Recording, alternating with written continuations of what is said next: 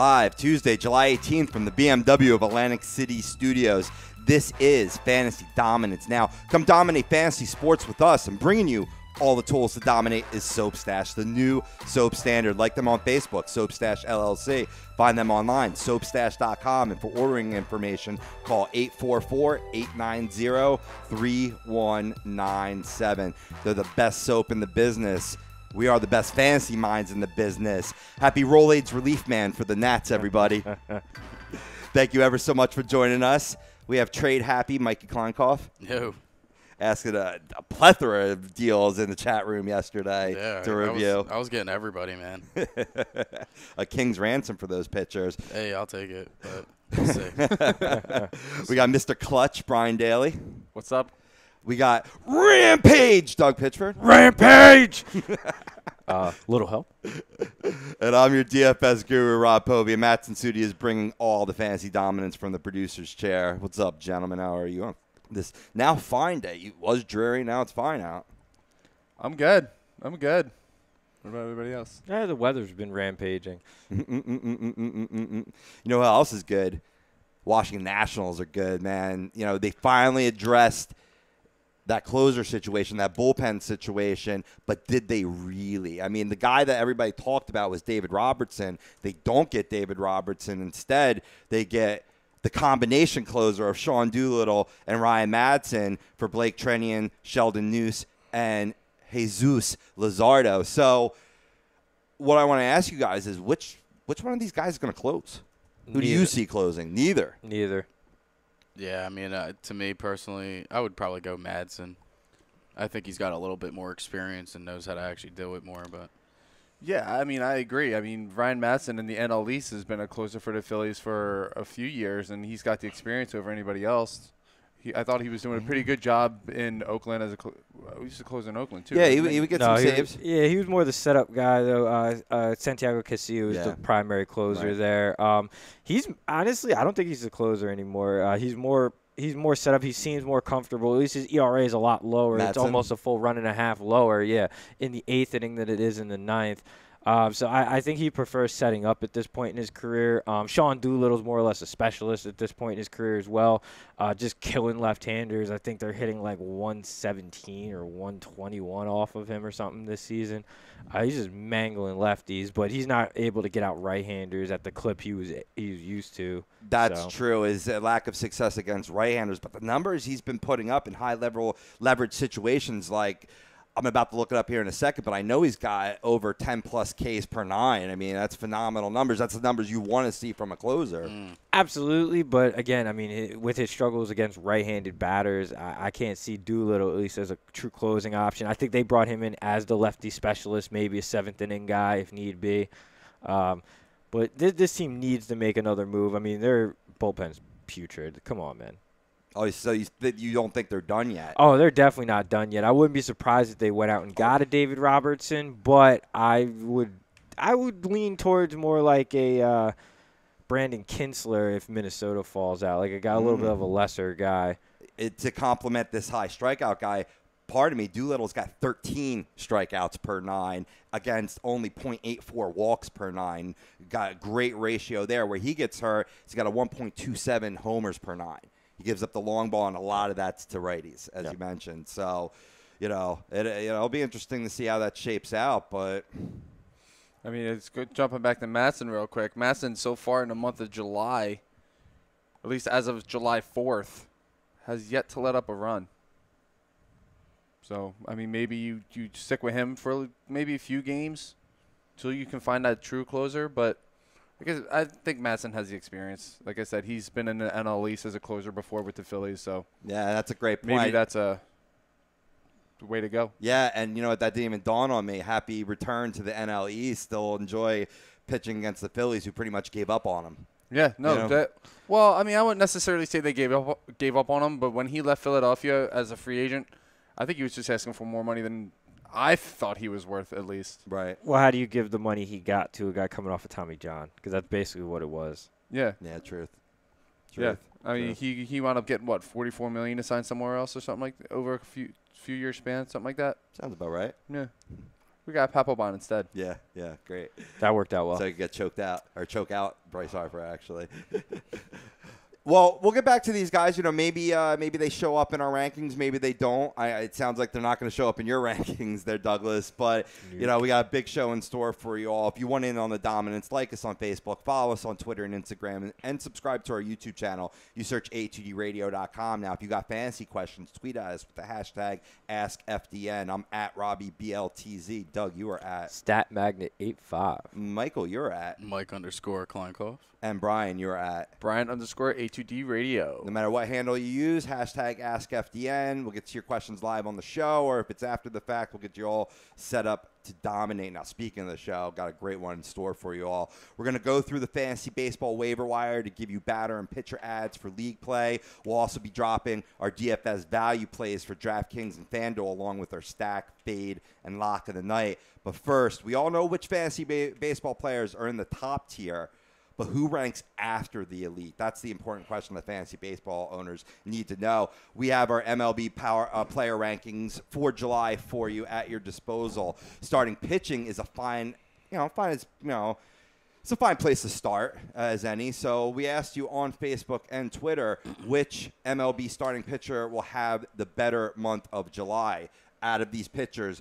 Now that we're about halfway through, who's going to go on to be the number one out of these four? We gave you these options: Jacob deGrom, Chris Archer, Jose Quintana, now the Chicago Cubs, and Aaron Nola, all guys that are in that second tier just behind the elite. You can vote now. We'll get to the poll results later on the show. You can comment on Facebook. We'll read your comments live on air.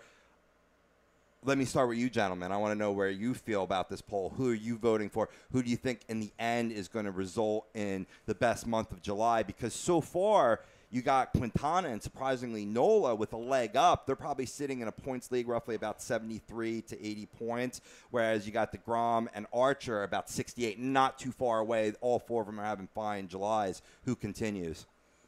I like Quintana solely because of wins. I think him going to the Cubs is just going to make him overall a better fantasy pitcher. Like I said, solely for wins.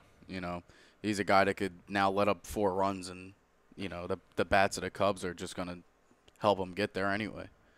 So, not solely just on him pitching, but overall on the team that he's on is definitely going to help who he is.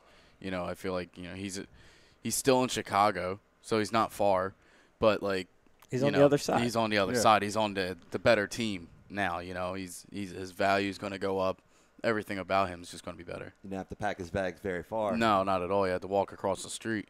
So from the north side to the, or is it from the south side to the north side? Yep. Yeah. From the south side to the north side. Thank God I got that right for the Chicago fans to be, commenting and just littering. But he already threw 12 strikeouts, which tied a MLB record for best mid-season debut. So I don't know. This is definitely our toughest poll, I think. I don't know. Maybe Chris Archer. Chris Archer is the number 2 strikeout pitcher in the American League right now. So I think all he really needs is to really get some run support. He can get wins. We know that. We know his stuff has been really good this year. Maybe a change of scenery might help him, but that's not going to be until the end of July. But I don't know. It's tough because you can make an argument for any of them, but I think my vote's going to be for Chris Archer. I think his strikeout count is going to continue to go up. I could see that. He's not going anywhere. The Tampa Bay is right there in the thick of the race. They're second. Yeah, they're second in the AL East. 3.5 back. He's not going anywhere. They're not moving him. I don't know. It is kind of tough. You can make the argument for deGrom.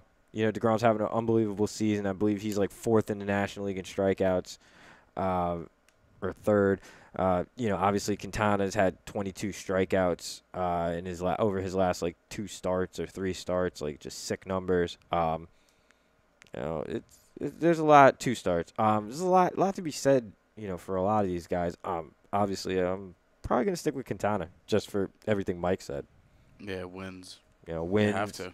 Wins. The strikeout numbers are gonna go up, and even in a bad start, he's not taking a loss with that offense behind him. Exactly. That's exactly where I was heading. The same way, man. 4 or 5 runs, he's still going to get a win. You know? Right, or at least no decision. That's all that Yeah. matters, As long as he ain't taking the L. basically. What say you, Rob? What's wrong with an L? That's Well, what I say. You know, I was prepared to go with Quintana as well. And I think, actually, I don't think, I know that if you're talking rest of the season rankings, Quintana. He's really going to be skyrocketing, you know, with his trade, you know, as you said. And just to review really quickly, in case you don't know the specifics, the Cubs acquired Quintana from the White Sox for outfield Eloy Jimenez, right-handed pitcher Dylan Cease, and infielders Matt Rose and Bryant Fleet. And now Cease and Jimenez are pretty quality prospects. You know, they can afford it, as Doug has told me offline, you know, especially they still have a pretty young team to get an arm like this in Quintana. So, I mean, down the road, just for the wins alone, you know, I think, you know, could potentially be the guy that's ahead of the other three in the rankings in your pecking order if you're trying to make a trade in fantasy baseball. You know, that's pretty much the only context all these guys are owned. But for the poll, for July, I'm going with my man, Jacob deGrom. I mean, that could be a bit of a homer move, but he's just had a fabulous month of July. He's won 7 straight starts, and he's putting up numbers that he's never put up before, and that includes his Rookie of the Year campaign. That includes his 2015, which was dynamite, taking the Mets to the World Series. So he's definitely, and we'll see where he falls on my overall rankings, but in terms of these pitchers, who's going to be set for the best month of July? I see deGrom coming from behind because I believe he might be a couple points ahead of Archer. They're right around the same place or whatnot, but I think he'll catch up to the hot starts that both Quintana and Nola had. Yeah, he's definitely been lights out lately. So, I mean, like, none of these guys you could really go wrong with. The only one, obviously, I think Nola's a great pitcher, but he's a guy that the Phillies' offense isn't going to back him up if he lets up 2 or 3 runs. And that's kind of why I didn't pick him and go homer. But, you know, it's the same thing with Chris Archer. Chris Archer. What are you trying to say? I'm trying to say that was a homer Well, it wasn't move. Garrett Cole on there, damn it. I called myself a homer, so no worries. I mean, yeah, Nola's with that putrid offense that the Phillies have, you know, he has to go out and he has to dominate. He has to keep it to 1 or 2 runs because, you know, the Phillies' offense isn't going to get you more than 3 or 4. Yeah. On a good day. So, I mean, Nola's too much of a risk. Good pitcher, but he's too much of a risk. And it's the same thing with Archer. Archer's going to go out there. He's going to dominate, but he's going to give up some runs. But is that offense going to give him the run support? And I think that's been his biggest issue in the last few seasons is, you know, he's getting a Cole Hamels treatment. You know, no run support. But luckily these guys... Luckily, these guys, you know, they're good enough pitchers that they can keep their teams in the game. So. Right. Yeah, but keeping them in the game's not winning games, so. No. Unfortunately, you know. It's a shame, too. It's the truth, though. Nola's last 4 starts, even 5 starts, have been lights out. He's only let up 7 runs in his last 5 starts and had that's a lot of math right now, but that's close to over 30 strikeouts. So. Yeah, he's. Well done, sir. I mean, that's a lot of math. He's stepping up and being the ace of the Phillies that he was pegged out to be, is what he's doing. Yeah, exactly. Yeah, there's nobody else in that rotation that is even, you know, worthy of a 5th spot right now. But, you know, he's probably the most talented pitcher in that rotation right now because everybody else is either hurt or in AAA. It's actually 41. That's a lot. So they say. So let's put our money where our mouth is here, fellas. All right. So we talked about these 4 in particular. Let's see where they fall in our orders. Now, we're not going to read through the whole list. We'll just talk about where we have guys, have a little open conversation. And who we're not going to talk about are the obvious. Yeah. Clayton Kershaw, Max Scherzer, Chris Sale. Do you take Kluber and Madbom out of that too? Because they are elite pitchers. They're just dominant pitchers, though. I mean, obviously Madbom with his injury. Look here and now, though. Right now. He's not even on my list. Oh. Not even on my list. 'Cause mean, we're talking right here and now. He hasn't pitched enough innings. Well, that's the thing. Yeah, for me to this consider. season's Madbom? an off season to have Madbom in this conversation, obviously, because he had one outing since April 18th or whatever it was. Right. But Probably Kluber. I mean, he's had like 6 or 7 straight starts of 10-plus strikeouts, you know. I know his last start he didn't get the win. He got the no decision, but, I mean, he's been one of the most dominating pitchers so far this season. So Kluber's elite. I would consider Kluber to be elite, yes. Mad Bomb, because of lack of innings, will say not. So let's start with him. Where does he fall on your guys' pecking order, would you say? I mean, he's right at the top of being elite. I mean, it's just hard. Obviously, this season you can't throw him, but in that that elite category. But overall, as the pitcher that he is, I mean, he is an elite pitcher. That's a guy that you don't want to face in a one-game playoff. You know, being a Pirates fan, I saw that. Yeah. You know, he only let up 4 hits, and struck out like 8 or 9. I'm like, and he pitched, I think, a complete game as well. So yeah, we saw that too. Yeah. I mean, that's what Mad Bum does. You know, playoff time, he's Mad Bum. Yeah. So I mean, the Mad Bum is definitely, if we're not going to consider him elite, we're going to consider him elite. B. Because of the injury. Yeah. Oh no, he's elite. Like, I mean, come on, he's a better pitcher than Clayton Kershaw in the playoffs. In the playoffs. Yeah.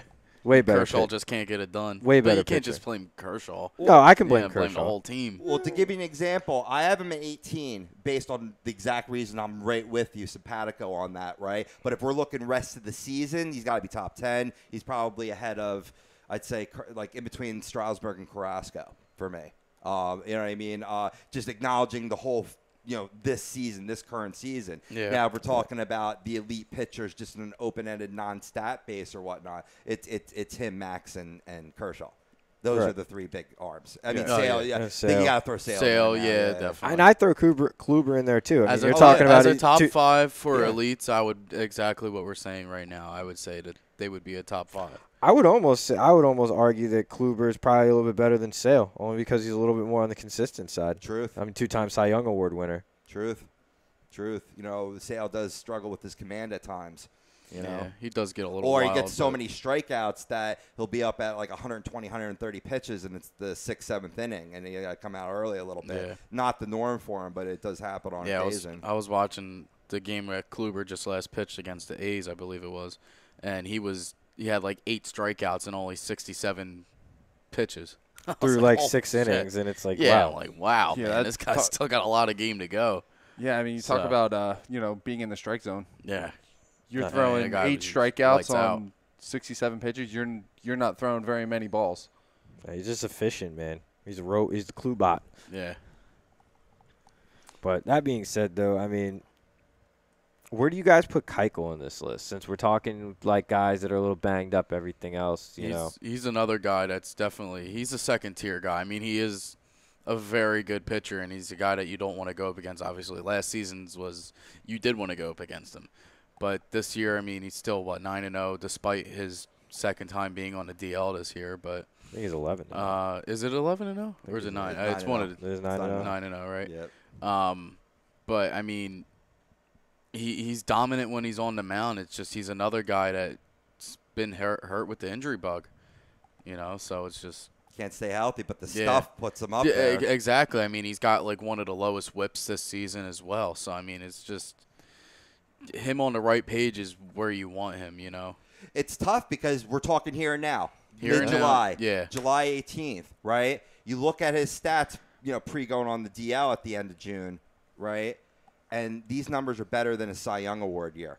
So, yeah. I mean, Jesus, he might be right behind all these elite guys. If you're going based on that rationale, I put them right behind the elite pitchers we talk about right now, right?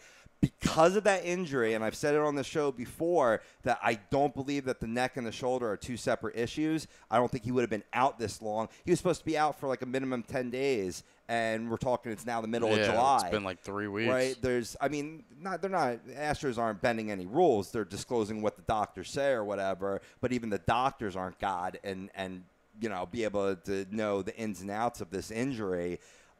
Just looking for the rest of the season, he gets bumped, maybe in maybe my top 20, top 15. Yeah, because definitely top 15. Just because of what he's done, but just because of what innings you're going to get from here outright. So I'm telling people, sell high on him, And if I'm wrong, you can sue me. You wouldn't be a first. See, he's saying so high. on him. I'm gonna buy on that sell. You give me Kuch all day. Only because you just talked about the fact that he's been something was supposed to be 10 days has been almost 4 weeks. They have the luxury to do that though. They have 67. They have 69 June 2nd wins. was the last They time can do he that. pitched. There's no rush. That's a great point. You don't need to rush your best pitcher back. That's a great point. Yeah, exactly. You're I mean, killing they're it without top, him. You're the they're best team in the baseball. league. Yeah, you're the best team in baseball. What are you rushing him for? But what I will say this, with the way that the Rangers are excelling up the standings, the Mariners are excelling up the standings or whatever, you better not be too patient. Because next thing you know, you creep down the standings, and then you went from a coast ride to a dogfight. Yeah, but you know what, though? If a team's built for the dogfight, it's probably this team. Yeah. And, I mean, let's be real here. The closest team to them is, 14.5 out? I think the Mariners are 13.5, 14.5 out. Craziness. Even in a week, you're not making up more than 3 games. Yeah. And what's scary is they still want to add more starting pitching with the starting pitching they already have. And they will. And they will because they need to. I mean, the starting pitching is good for a regular season team. I mean, their offensive team is unreal. Like, the numbers they're putting up are video game numbers. But they don't have that rotation to match It's yet. insane. No, I mean, they want to. I'm hearing either Verlander to Houston, Sonny Gray to Houston. Like, I wouldn't be surprised if both ended up in Houston because they can afford it. I wouldn't be surprised if Johnny Cueto heads to Houston. Johnny Cueto is another name that I've heard. Johnny to Cueto on the Astros DL, too. isn't he? He ain't going nowhere. Currently, am I talking right now, Doug? There's some time before the trade deadline. Just so you know. How long? What? It's about a week and a half. It is close. I think it's no. I believe it's a week about and a a week half. I was going to I say believe 2 week and a weeks, half. so I could. Yeah. Believe you were right there, sir. That's what I'm saying. I mean, you got to get him healthy first. It's tough to trade for a Then guy you can like buy that. low. Tommy goes, "You're a Phils fan, Brian. Act like it. Pick Nola." And Frank's going Chris Archer. Actually, specifically Chris, not the secret agent on FX Archer, which goes into why I called you Rampage. But anyway, but with the Rays chasing the Sox in the East, really needs to dazzle. So that's a good point. Sometimes it's your context. Are you coasting like the Astros, or are you in a dogfight? So you're obviously going to need to get better pitching if you're in that dogfight. 100. Absolutely. So, another name that went around was Jacob deGrom. That he, possibly Astros might be targeting him. I don't think that will happen. I put him about 7th. And what I want to say here is that currently that's ahead of Quintana, but rest of the season, that's right where I put Quintana at 7-8 and have deGrom right behind him as a 1-2. Like I said, fabulous season for all those reasons before. A couple other guys, guy that's really having a resurgent year, Zach Greinke. You can't sleep on him too. No, I you think can't. he's in my top 10. Am I wrong with that? Yeah, he's definitely battle for it. But maybe the other pitcher that's pitching for the Diamondbacks and Robbie Ray. I would agree with you, but I mean, like, he's really led that staff though. I mean, 11 wins. Oh, yeah. Like he's phenomenal. This is numbers that we saw a couple of years ago from him. It's just Robbie Ray was another guy that I'm like, is he going to be now an elite pitcher? I mean, he's having one of the best seasons of his career. I mean, the talent was always there. I mean, I have Robbie Ray as a top 10 guy, and to your point, I do also have Greinke ahead of him, also a top 10 guy. Greinke's definitely a top 10 guy. I mean, look at what he's done in his career and look at what he's doing so far this season. I mean, he had a shitty season last year, to say the least. And then the way that he's come back and shown that he still has it. I think he's easy a top 10 guy. Who does he bump out? Who's number 11 then that he takes that? Let's say we'll call him 10, arbitrarily, right?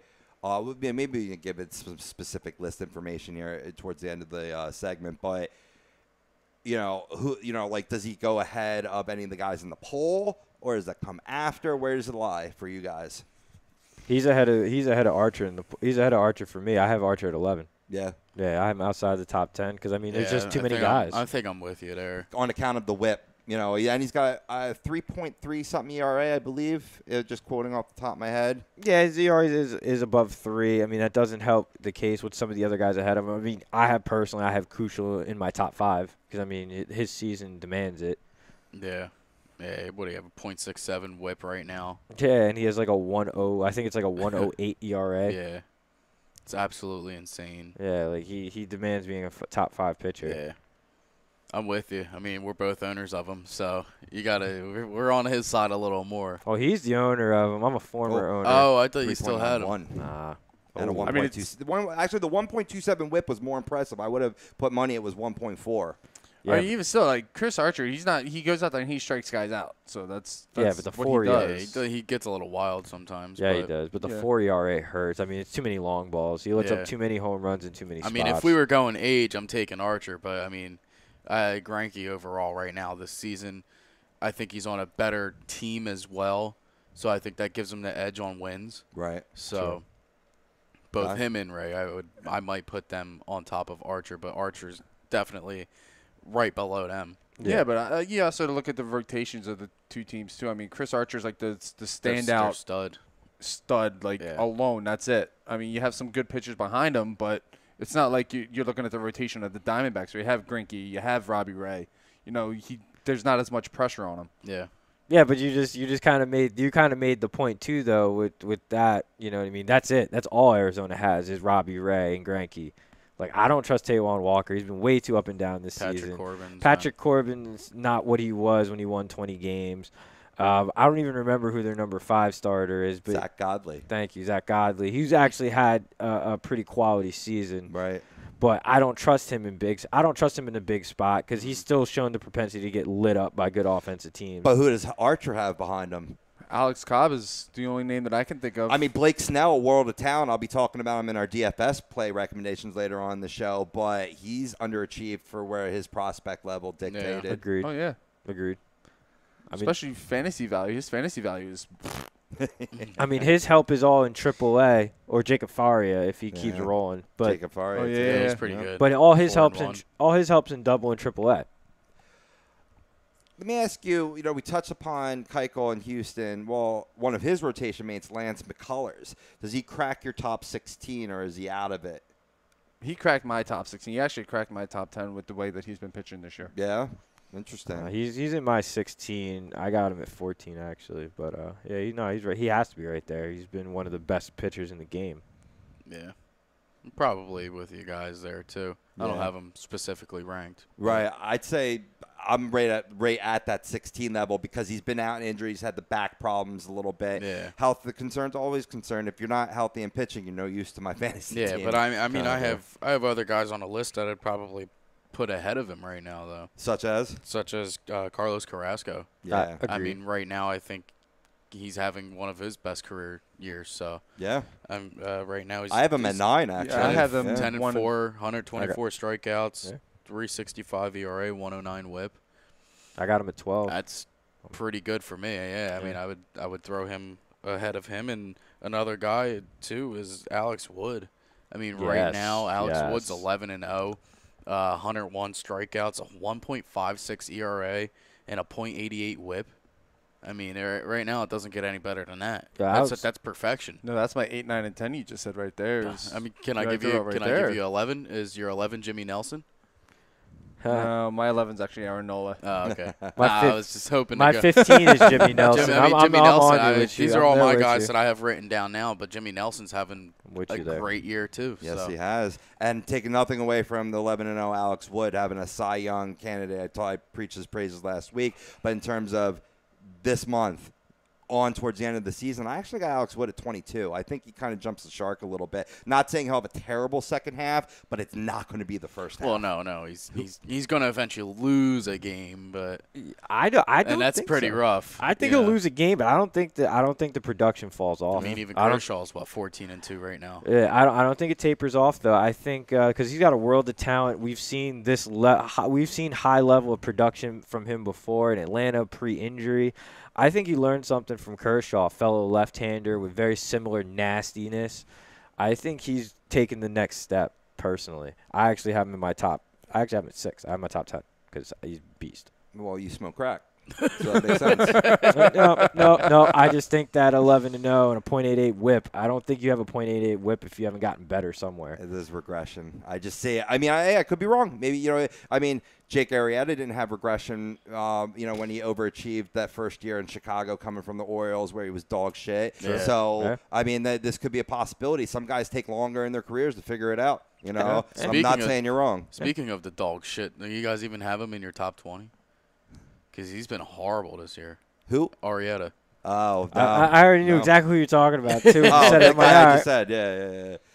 No, I have him at 19. Yeah. I do have him at 19, just outside the top 16. I don't have him in my top 20 at all. Interesting. He doesn't deserve it. I mean, Shit. the way he's been Just at pitching this 15. year, I just feel like he has to get better. Right. Moving forward, I think, this is the Cubs. I mean, having a losing record for some part of the season too, but Right, and there's going to be a lot of wins in the second half Yeah. to split that's where between I'm the leaning. five. Yeah.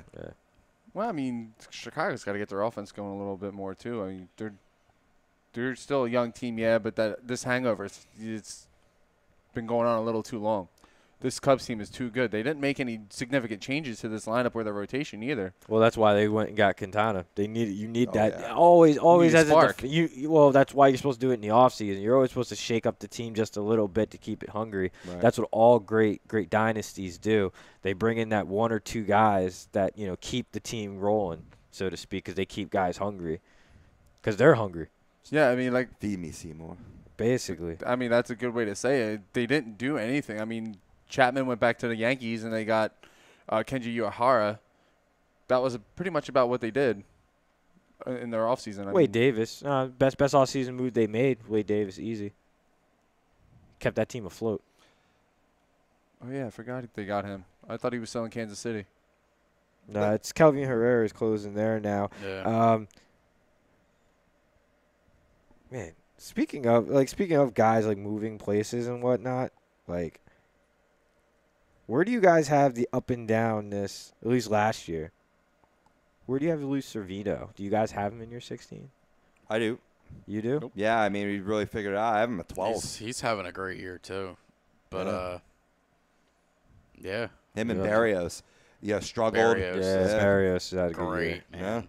Yeah. What about Stroman? That's another name I want to throw out there before we pay some bills. I have him in my 20. Yeah, I like He's Stroman. outside I my don't- 16, I though. Probably throwing another pitcher that would be better than him. So I got him at 14. He's right at my cusp. He's like 16, 17. Yeah. You know, I put McCullers at 16, and those two, I look at them in very much in the same veil. I can see that. Yeah, They're both very good pitchers, very talented. yeah, absolutely, for sure. absolutely. Well, if you want to peek at our full complete list, well, you're gonna have to tweet us #AskFDN. We're going to pay some bills. We're going to come back on the other side. We're going to give some love to hitters. We'll go through some random hitter rankings. If we got time, maybe a little closers. Still got DFS plays for tonight's slate. And, always looking at the waiver wire, looking at who's worthwhile to grab, what pitcher is worthwhile to stream. So we'll eventually get back to the starting pitchers that Brian Daly loves. You love the starting pitcher. They get you the wins, man. Our player rank, I want to say power rank. Our player ranks are brought to you by Scanzano Sports Center, located at 5 Carnegie Plaza, Cherry Hill, New Jersey. Give them a call, 856-889-3434. Or look them up online, scanzanosports.com. As I started off the show, our show is being brought to you by the Soap Stash, the new soap standard. They're reminding you to treat your skin with the best nutrients and feel clean with the only soap you'll need. Now including CBD oils, which is great for anxiety, depression. Already, their all-natural products are great for your complexion, and they smell good, too. Smell good for your lady. Go hit up Soap Stash. You can do that a couple different ways. You can hit them up on Facebook, and you can actually order directly through Messenger, Soap Stash LLC.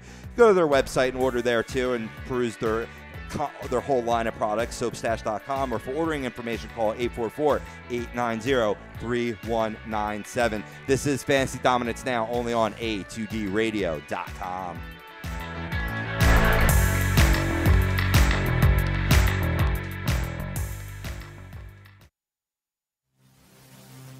Welcome in to the worldwide leader of what? Real Talk, A2DRadio.com.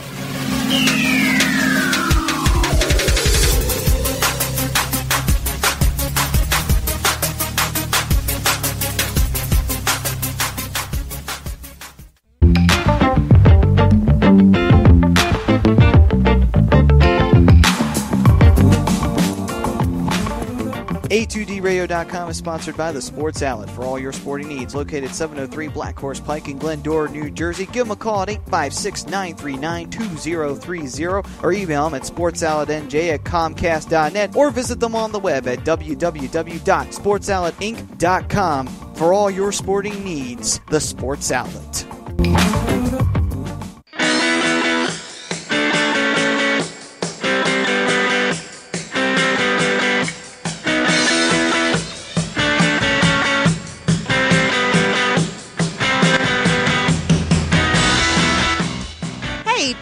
Get your skills in shape, then contact the Scanzano Sports Center, located at 5 Carnegie Plaza in Cherry Hill, New Jersey. You can give them a call at 856-889-3434 or visit them on the web at www.scanzanosports.com. John Scanzano offers individual, semi-private, and team training lessons in hitting, pitching, catching, outfield, along with turf rentals. The Scanzano Sports Center is equipped with a 31,000 square foot indoor facility, 4 batting cages, and a 4,000 square foot strengthening and conditioning room. So what are you waiting for? Contact the Scanzano Sports Center today.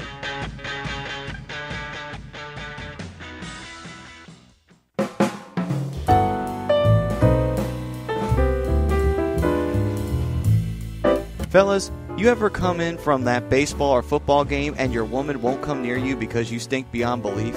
Then you need Soap Stash. You should never settle for a generic hygiene product that only covers up the stench. Treat your skin with the best nutrients. Feel clean with the only soap you'll need. The highest grade carrier oils are ingrained in all of their products, which are 100% natural and terrific for your skin. No sulfates, parabens, or phthalates, and synthetic fragrance free. Contact Soap Stash for your sample package and give your woman what she deserves. You can contact Soap Stash at 844-890-3197 or visit them on the web at soapstash.com or Facebook at Soapstash LLC. Once again, their number is 844-890-3197. Soap Stash, the new soap standard.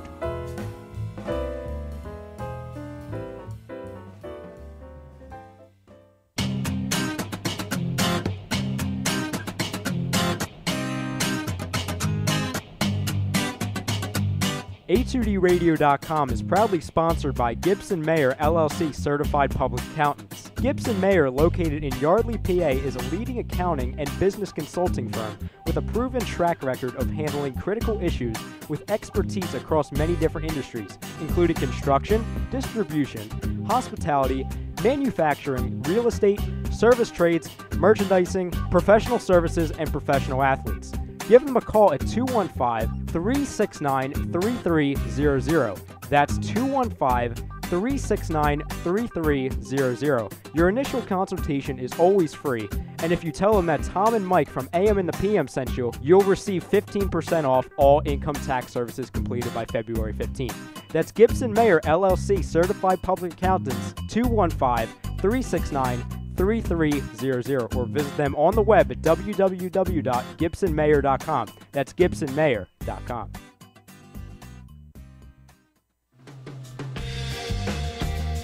You're listening to Fantasy Dominance Now, only on A2DRadio.com.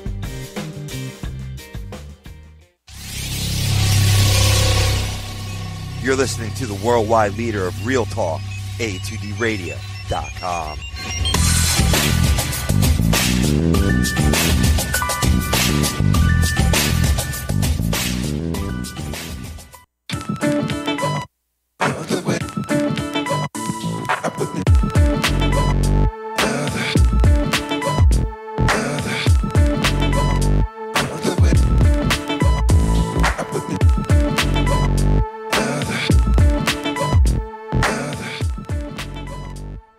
What's up, party people? Welcome back. Fantasy Dominance Now, only on A2DRadio.com, being brought to you by the Soap Stash. Brian Daly, Mike Kleinkoff, Doug Pittsford. I'm Rob Povey. Madson Sudi's on the ones and twos, bringing you all the dominance to have you be successful in your DFS leagues, your normal standard fantasy baseball leagues, and pretty soon we'll be getting into some fantasy football. Woohoo! Yes, It's indeed. a shame I go on vacation. I know. Well, you'll come back strong. You'll be like the expert, our NFL insider, Mike Kleinkoff. Read off a couple comments coming in on the book. Got Brian Wilson saying Nola's been dealing for the past month, and he has. He really has. And I don't see it stopping anytime soon. So he could be a nominee. He obviously is a nominee in our poll, but he could be a strong candidate there. Somebody else chimed in, Nola or Quintana. Guys giving love for Ray Archer, giving love for nobody for DeGrom. This is Philly. This is Philly, bro. Come on, Come on, man. This is Sparta. You got to expect that to happen. Truth. I guarantee you it'll be one vote, and that vote will be casted by Rob Povia.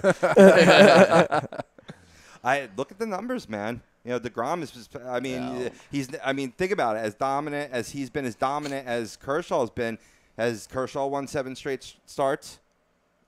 No. Probably. No. Actually, No, I think at some point, maybe. I think he's actually got 10. No, I'm kidding. You smell that, though? I smell that home cooking. It is. Smell that It's home fresh. cooking. from Oil. I want to smell somebody cooking. It's a I smell that cannoli. home cooking. It's a cannoli. I could go for a cannoli Oh, right I now. love Yeah. cannolis. Why'd you bring that up, man? I'm hungry, sorry, bro. man. Yeah, I'm starting to growl. Yeah. Now you're ordering pizza. I'm sorry. Yeah, I got to go, You're paying guys. too. Right? Yeah, that's the rule, yo. When you make everyone hungry, you're buying. All right, boys. So let's jump. You want to jump offense? You want to jump the closer? Who should we zero? Offense. Off. All right. What? No, I'm with you. I'm with Mikey. Let's talk some offense. Yo, let's Yeah? talk some first baseman. Yeah. bro. There you man. go. That's what. That's Let's get what I'm right to talking the about. meat.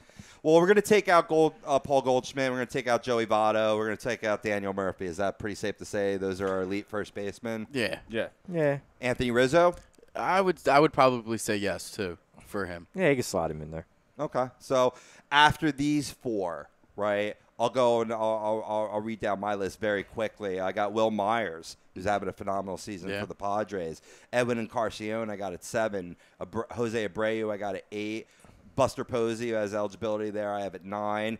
Miggy, I still have at 10, even though those skills are depreciating. You might be seeing him in a new uniform come sometime soon. I know there's a lot of trade talks with the Red Sox. They're either zeroing in on Todd Frazier or Miggy, one or the other, to cover their corner infielders. They really need a third baseman, so more than likely it'll be Todd Frazier. Yeah. I actually hear Todd Frazier possibly heading to the Yankees. Yeah. Yankees are interested in Frazier too. They need a could third use- baseman yep, as well. Absolutely. They need to do something with one of those corners.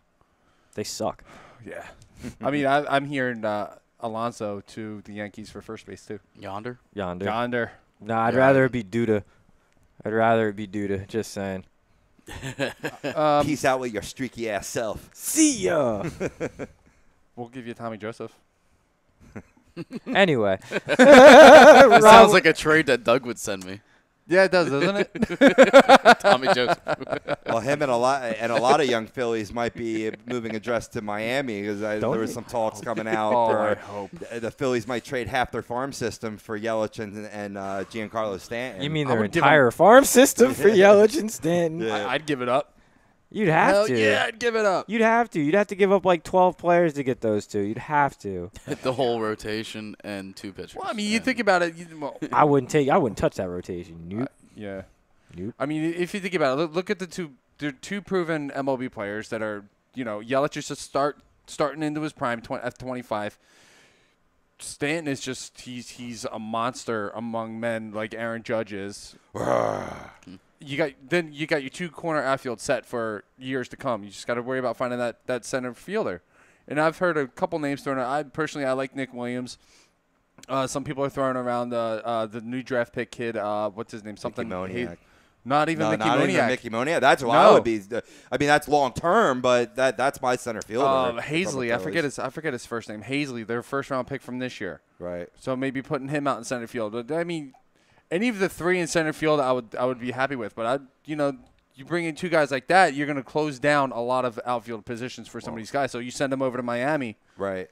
Well, yeah. They're going to get some playing time. Well, in that case, you're trading Nick Williams. In that case, you're trading you'd have to trade an Aaron Alther or an Aaron Nola.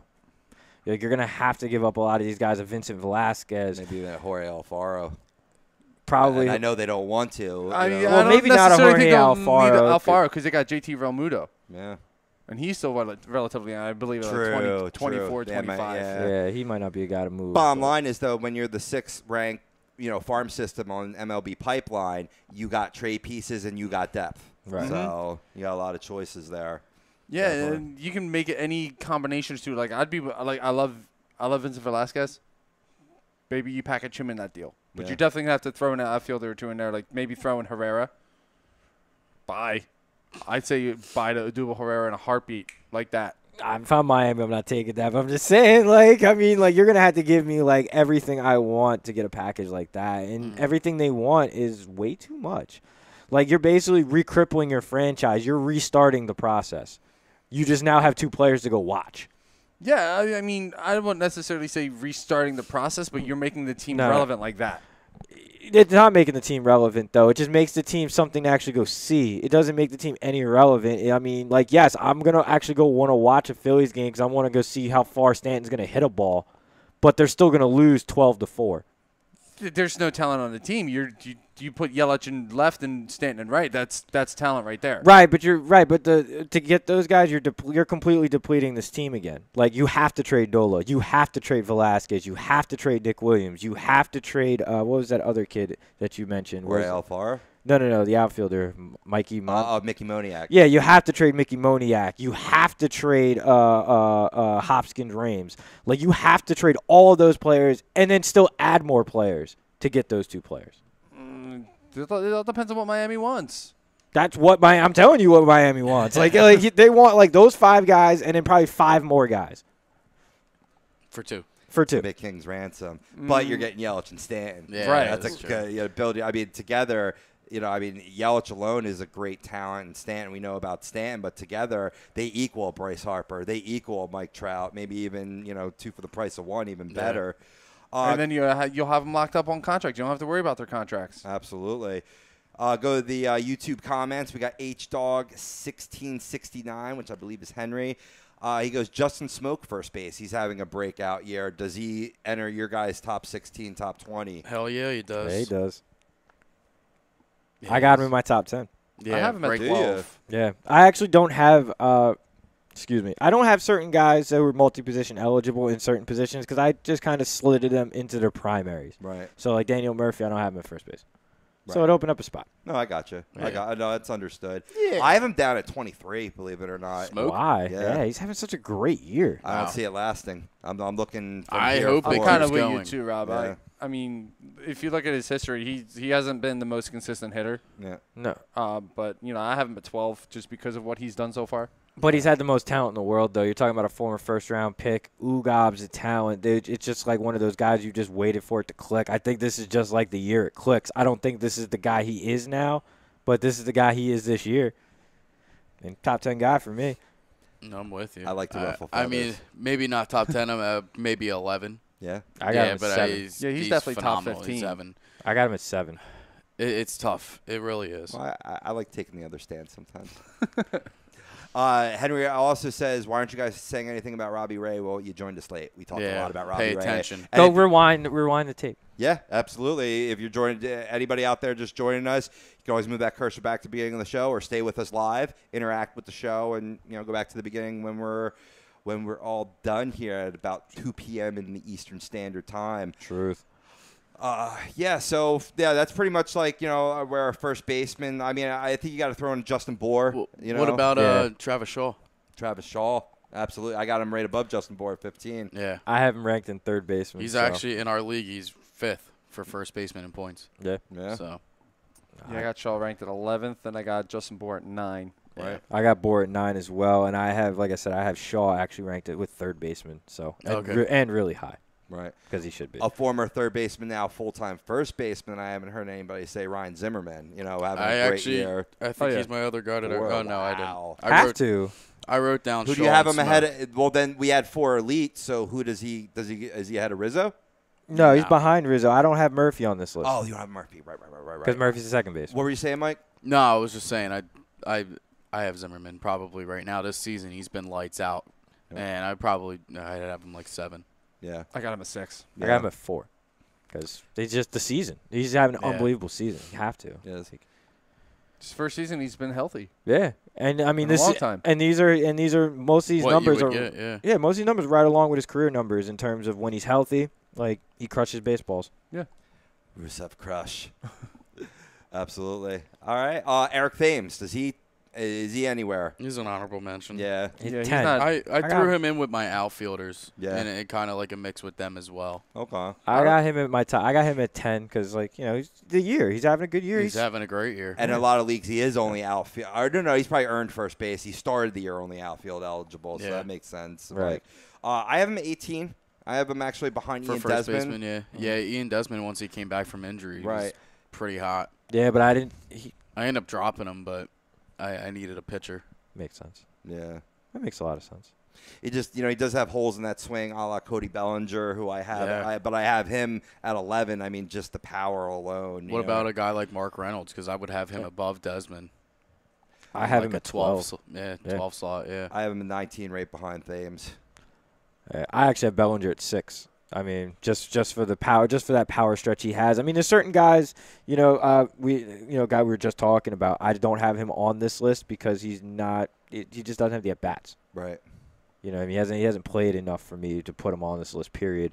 Guy who barely made the list, but that's more because of the season he's had. Period. Is Freddie Freeman. Yeah. I got him in my top 10. Yeah, he's definitely top 10. The injury obviously hurt him. I agree. Now third baseman Freddie Freeman. Yeah, right. Yeah, now he's That's gonna be awesome next year. Oh, that eligibility. Oh, I love it. Mud on. I Absolutely. love It's gonna be ill. I had the lamb steak off yesterday, so I slotted him right in there. Well, real quick, where do you guys have Logan Morrison having a disgusting year, bro? Like absolute monster. 4. You got him at 4? I have him at 4 just strictly for his power numbers. I mean, his average, it's not great, but he's been a phenomenal power hitter this year. Yeah. I'm right with you. Like, I got him a spot back. I got him at 5. I mean, the power's been real. The RBI production is really what's up. Yeah. Like, I think he's like second or third in the American League in RBIs, with leading the league in home run, or second in the league in home runs. Excuse me. Like, yeah, money. No, he said not taking anything away from him. Absolutely, had a phenomenal season. I have him in between Yonder Alonso and Justin Smoke. And, that's down in the 21 range. But that's just looking at from here going forward for me. Absolutely. So let's I can see it. Yeah, let's give some love to other positions, because we want to get to some DFS plays, obviously, in the show in hour 2. Let's go to outfield. That's always a good one for debate. So we'll take out Bryce Harper. Yes. Charlie Backman, elite. Yes. Mookie. You're in between on I'm the Blackman? in between on Blackman. I'm in between on Mookie, too, actually. I'm not sold on Mookie being elite yet. Springer's not sold on that either. Wow. I think Trout. I mean, all right, Trout, then. Trout, you have to say is elite. Right. Trout, Harper, and I would say Aaron Judge at this point. I don't know if I would say Aaron Judge is elite. He's leading the league in home runs. Pretty sure he's leading the league in RBIs. Rookie season, though. Pretty sure he's third in batting average. That kind of just makes you elite right there. Yeah, he was second last I checked, but he has been struggling since the second half started. Even if he's dropped to 6th, I mean, he's 6th in batting average. Yeah, you got to put that's elite. He will be elite. I got to see it more. I got to see it more. That's what I'm saying. It's only his rookie season. Once the book comes out on him, and you're starting to see it. That's my line. But I'm telling you, I just stole it. I know, but I'm telling you, this kid, I actually have him ranked as my top player. Period. Yeah. He's my number one outfielder right now. No. He's my number one player in baseball. Wow. You put him ahead of Trout and Harper. Harper have an MVP. I got him. Yeah, I got him ahead of Trout and Harper, and I actually have Harper ahead of Trout right now, and that's because of the injury. Of course. Right. I was just about to say but yeah, you lowered Trout a little bit because of the thumb injury. But Judge too also have an MVP season too. So yeah. We're talking about apples and darker apples. You know what I mean? That's about it. All right, well, I guess we got a lot to pick from here. I mean, Chris Bryant is eligible for the outfield. I would keep him at third base. Yeah, I kept him at third too, but a guy that doesn't get a lot of love, but in the fantasy circuits he should. Billy Hamilton's been having a pretty dynamite fantasy season. Yeah. I don't even have him in my top 16, to be honest with you, but he is having a great year. He absolutely is. And I understand that, I mean. He's the guy. He's going to go out there. He's going to be that threat on the base pass. He's not going to be that guy that's going to go out there and hit 20, 30 home runs for you. He's a base stealer. He's a guy that's going to put himself in a scoring position, and he's going to hit for average. Yeah. Right. How do you guys feel about McCutchen at 6? So I got him at 8. So I got him at 5, actually. I'm at 12. Yeah. I'm at 12, just looking at, because you got to factor in that cold start. If you're looking at, up until this point, right? But what have I been preaching? What's he doing here and now further? And over the past 15, 30 He's days. been like one of the best players in the league. Overall batting average, home runs. Just like Dylan, he's spitting hot fire. Absolutely. Yeah, and all it's because he got moved down in the lineup. Yeah. That really helped him. To the 6 hole. Yeah, and now we're getting Marte back, so a little more pop back in that lineup. So I mean, look at what they do. Look at what they're doing. What the Dodgers are doing with Puig. The homer hat's just making the rounds. Yeah. With Puig, yeah. With Puig, he's hitting 8. He's hitting 8. He's destroying baseballs at 8. I think he's I think he has the top batting average in all of baseball, hitting in the 8 spot. It's like almost 400. It's like somewhere in the high 380s. I think if we were looking back a couple months ago, Puig wouldn't even be in this conversation. Because he got moved to the 8 hole, I have him at number 15 right now. Because of what the offensive production he's been putting out lately. Yeah. I actually don't have him in my 16 either, but he'd probably be a top 20, top 25. I actually have I have Benintendi at 15. Yeah, he's another guy I have down there. I feel like he's definitely he's an up and coming star. I think he's going to get better. He's batting 279 right now. Not quite the season. I thought he would have been better at this point, but I have him right there too. I have him at 13. Yeah. I mean, I agree with you on terms of the player, 100%. I don't even have him on the list. He doesn't deserve it. He's not because he's having a solid, nice year. But I mean, there's other guys. I mean, where's JD Martinez at? JD Martinez for me is 12. I mean, he's destroying baseballs. Yeah. 9. What was that, 9? That's where I got him. You have to switch it for the camera? Right, yeah. I think. What about Marcell Ozuna? I mean, that's a top 10 guy right there. Where would you guys slot in Jay Bruce? Because I feel like Jay Bruce needs to be on here as well. I have him lower just in terms of outlook for the rest of the season. I have him outside my top 20. Where did I put him? Oh, I put him actually at 32. Wow.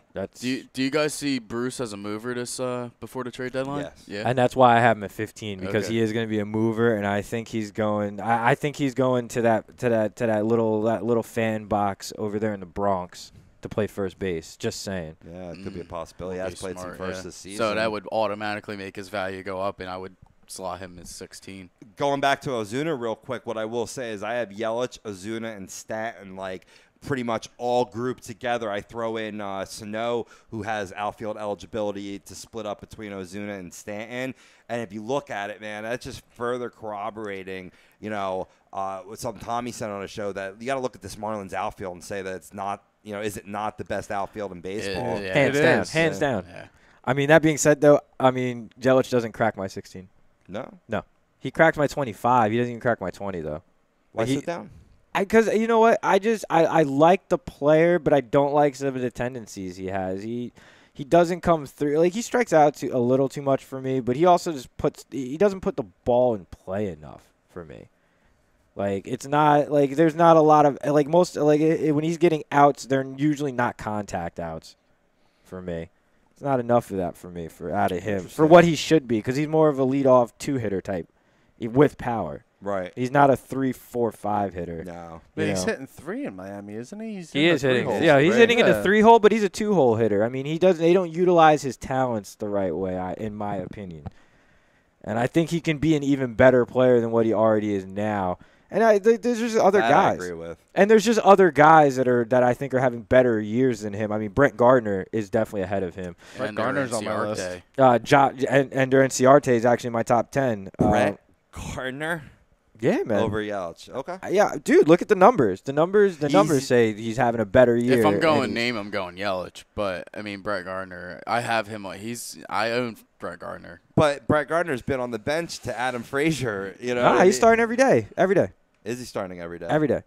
Okay. The Yankees have done a very good job with rotating their players. Oh, because Hicks is out. That's why he's been starting every day. Well, he's still going to start every day. I mean, he's hitting 270. He's on base almost at a 340 clip. Yeah. And he's scoring runs. He's got 18 home runs. I think he's got 18 steals. I think I'll start over Adam Frazier. There's no lie. Clint Frazier. Clint Frazier. Excuse me. Adam Frazier's your guy. Right. Clint Frazier, who's an absolute stud. They got in the Andrew Miller deal, but. The thing of it is, though, is that I don't know. I'm not prepared to say that Brett Gardner is. Is he putting up fantasy stats? Absolutely is, but I'm not going that far. You look at contact rate. That's what I'm looking up here right now for Yelich, because I just get a different impression of him from what I've watched his games. His strikeout percentage is 18.7%. That's actually a little bit on the low side. It is very on the low side. It's a lot lower than from what I've seen. His BAP is 336. His weighted on base average is 333. Let's see here. Where is the stat that I'm exactly looking for?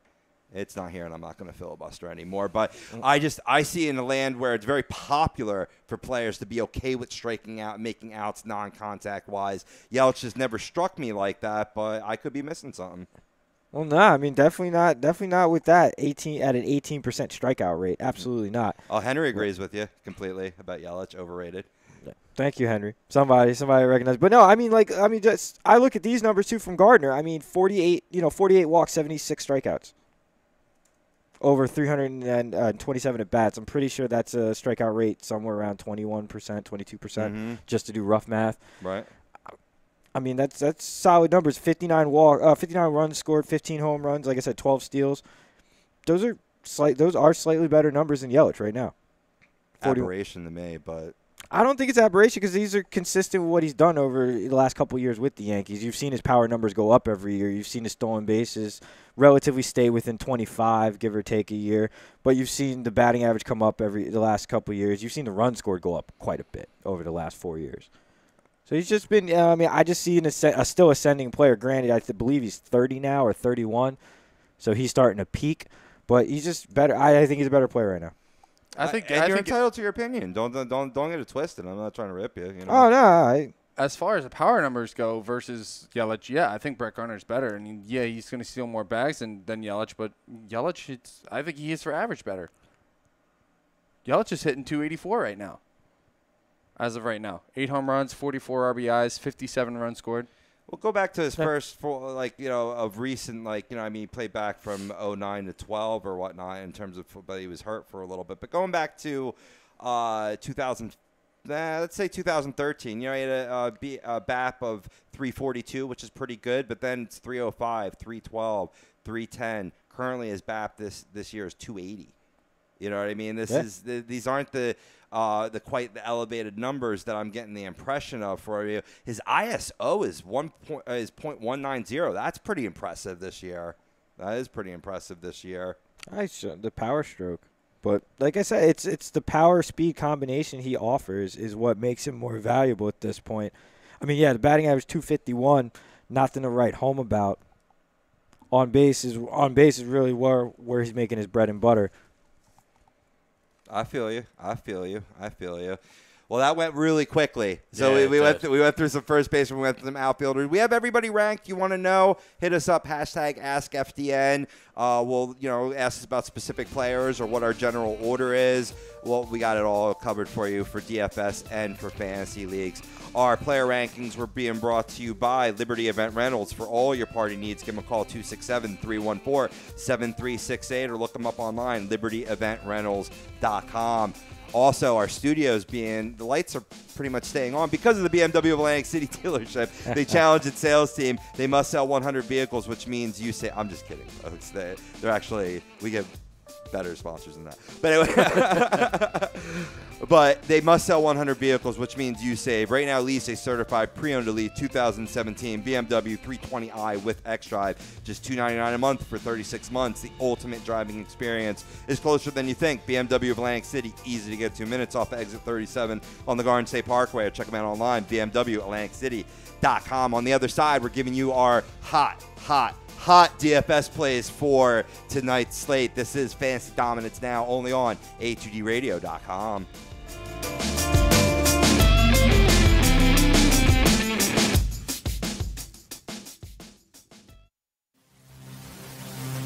Welcome in to the worldwide leader of what? Real talk, A2DRadio.com.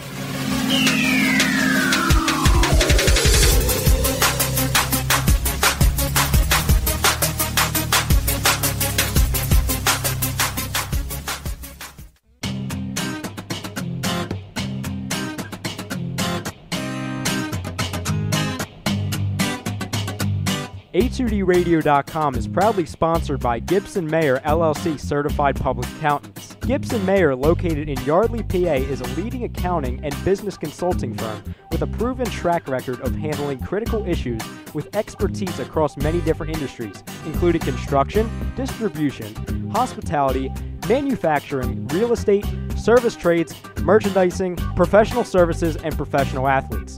Give them a call at 215-369-3300. That's 215-369-3300. Your initial consultation is always free, and if you tell them that Tom and Mike from AM and the PM sent you, you'll receive 15% off all income tax services completed by February 15th.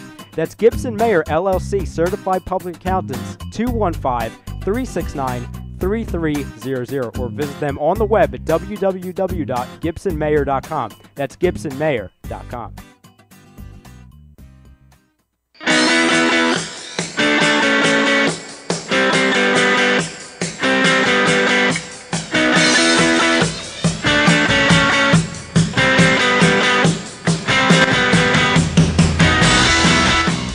Hey, do you need to get your skills in shape? Then contact the Scanzano Sports Center, located at 5 Carnegie Plaza in Cherry Hill, New Jersey. You can give them a call at 856-889-3434 or visit them on the web at www.scanzanosports.com. John Scanzano offers individual, semi-private, and team training lessons in hitting, pitching, catching, outfield, along with turf rentals. The Scanzano Sports Center is equipped with a 31,000 square foot indoor facility, 4 batting cages, and a 4,000 square foot strengthening and conditioning room. So what are you waiting for? Contact the Scanzano Sports Center today.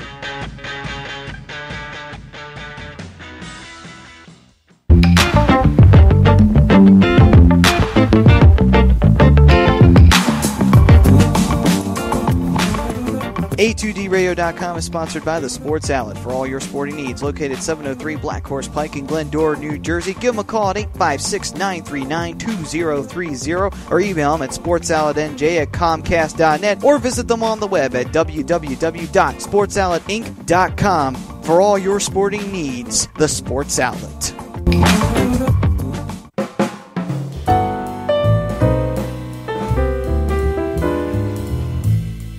Fellas, you ever come in from that baseball or football game and your woman won't come near you because you stink beyond belief? Then you need Soap Stash. You should never settle for a generic hygiene product that only covers up the stench. Treat your skin with the best nutrients. Feel clean with the only soap you'll need. The highest grade carrier oils are ingrained in all of their products, which are 100% natural and terrific for your skin. No sulfates, parabens, or phthalates, and synthetic fragrance free. Contact Soap Stash for your sample package and give your woman what she deserves. You can contact Soap Stash at 844-890-3197 or visit them on the web at soapstash.com or Facebook at Soapstash LLC. Once again, their number is 844-890-3197. Soap Stash, the new soap standard.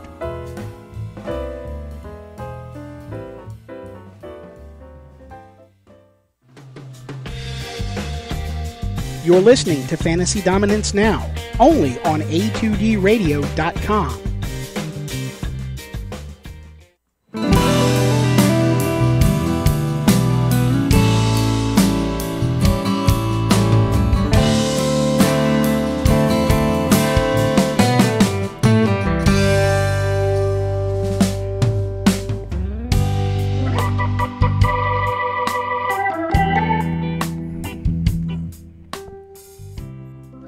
Testify. Welcome back. Fantasy Dominance Now, only on A2DRadio.com. Brian Daly, Mike Kleinkoff, Doug Pitchford, and yours truly, Rob Povia. Madson Sudi is on the ones and twos, bringing you all the dominance. Going to the Facebook for some comments. In relation to our question, we asked what Major League Baseball, out of the 4 we gave, starting pitchers will have the best July. Milakovic is going Quintana with the change of scenery, which we talked about earlier on the show. And if you're just joining us live, you can go back to the beginning and hear what we said about our MLB player rankings, other major ongoings in terms of the trade market and what have you. Or stick with us live and you can go back at the end of the show. Bro, I got to get something off my chest, though. Go for it. I really do. For all you WWE fans out there, did you watch Monday Night Raw last night? Yeah, you watched it, Sensudi? Did you watch it daily? Some of it. Did you see that terrible Kurt Angle? Yeah. That horrendous segment. Like. Isn't Jordan 100% African American? No. Oh, he isn't? Oh, No, he's not. So. because that almost made me feel like that angle wasn't worth anything. No, he's not 100%. He is of mixed bias. He is a mixed race child. That being said, though, I mean that was just a terrible angle. For those of you who don't know, Kurt Angle came out last night and said that. What's his name? Jason Jordan. Jason Jordan. Yeah, say that American Alpha's Jason Jordan was his biological child. Like terrible angle. I don't understand why they would even do that. They could have just put them together just because they're American Alpha and he was an American athlete, an actual American gold medalist. Just saying. So does that mean that American Alpha's splitting up? Because I don't think Chad Gable's leaving SmackDown. Yeah, that's the way I took it. That it's going to be, I think it's going to ultimately happen is that you got the whole American Alpha thing already in place. You got the American Olympic gold athlete. I think there's been rumors that Kurt Angle is going to get back into the ring and wrestling. Can you say father-son tag team? That'd be awesome. That would be awesome. Maybe do that'd be from a shitty storyline. That could be something good. But it's still a shitty storyline. Well, I mean, you bring Chad Gable over and you have Kurt Angle and Sheldon Benjamin and Charlie Haas all over again. Yeah, so good maybe call. you do that. Good call. Well, they did sign Sheldon Benjamin. They're waiting for him to come make a debut. So yeah, he's got to get healthy. Apparently, he's been hurt. That's why he hasn't been showing up on SmackDown. Yeah, he's gonna end up on Raw. Well, they said he's on SmackDown. Well, he's the last I read. He should go to Raw. Just saying. Don't you know, Brian? If Doug didn't say it, you're wrong. No. If Doug Fair didn't enough. say it, you might not be right. There you go. First off, you gotta get. That's fantastic. It's absolutely fantastic. Going around the sporting world, because I consider WWE a sport as well. I know Mike disagrees with me. Highly. It's sports entertainment, bro. It says it in the name. I'll bring up your favorite sport, football, and a story that came out, I believe, yesterday in terms of Ezekiel Elliott and involving a bar incident. And read this article, right? And if this isn't the example, and this is not, even if I wasn't a Cowboys fan, I'd be saying the same thing of a non-story trying to get someone to break it in case it is a story. I know of no other because they said he was involved in a late-night bar incident. They didn't say any specifics above that, but he didn't get arrested. As far as I know, I'm sure he was removed from the bar, but I mean, that could happen from any, maybe he got a little too tipsy. Joey Porter wanted to go home. I could bring it right home to you. Joey Porter was always a problem with that kind of stuff. Right. For the Steelers. Right. Well, I mean, the story from what I've heard of this story so far is that, apparently Ezekiel Elliott was involved in a bar fight where he threw a couple punches at people, but police could not confirm that. Okay.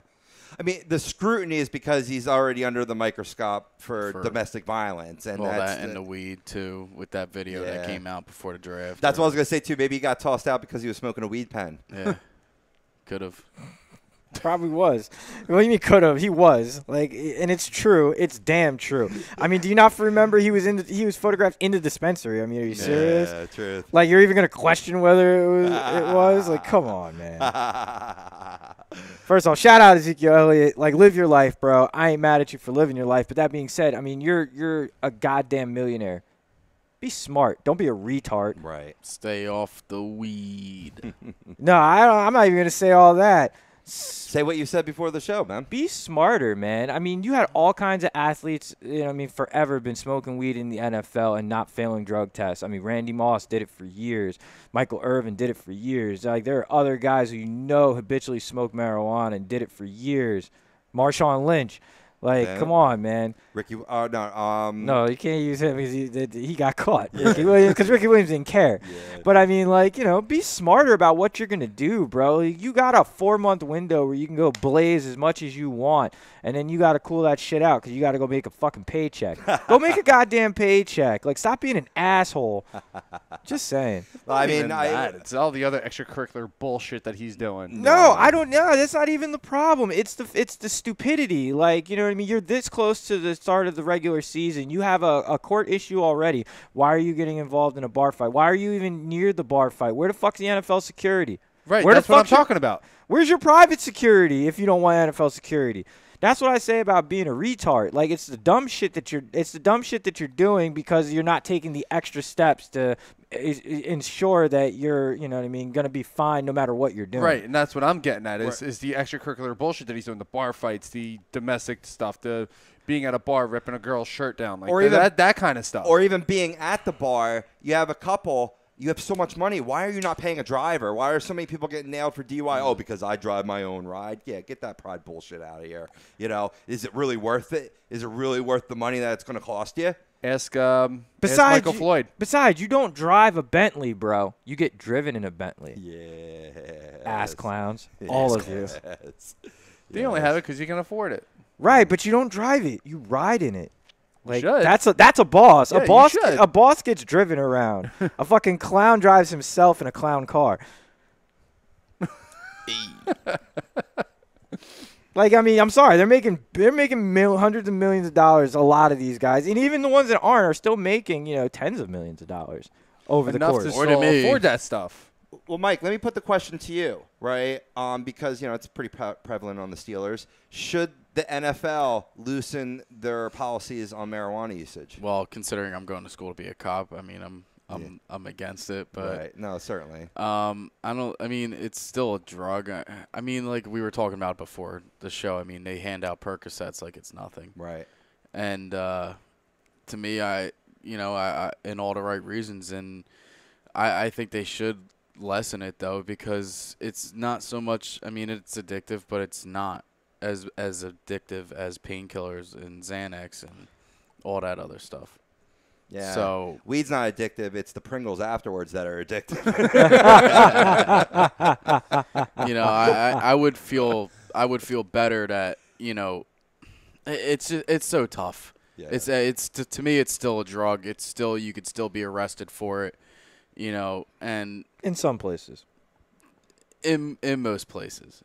And, you know, it's just it's very tough, but I think they still they kind of do, but I think they're fine with it. I mean, that's just me. I mean, and your opinion is based on who you are, and I'll try to put that aside for myself.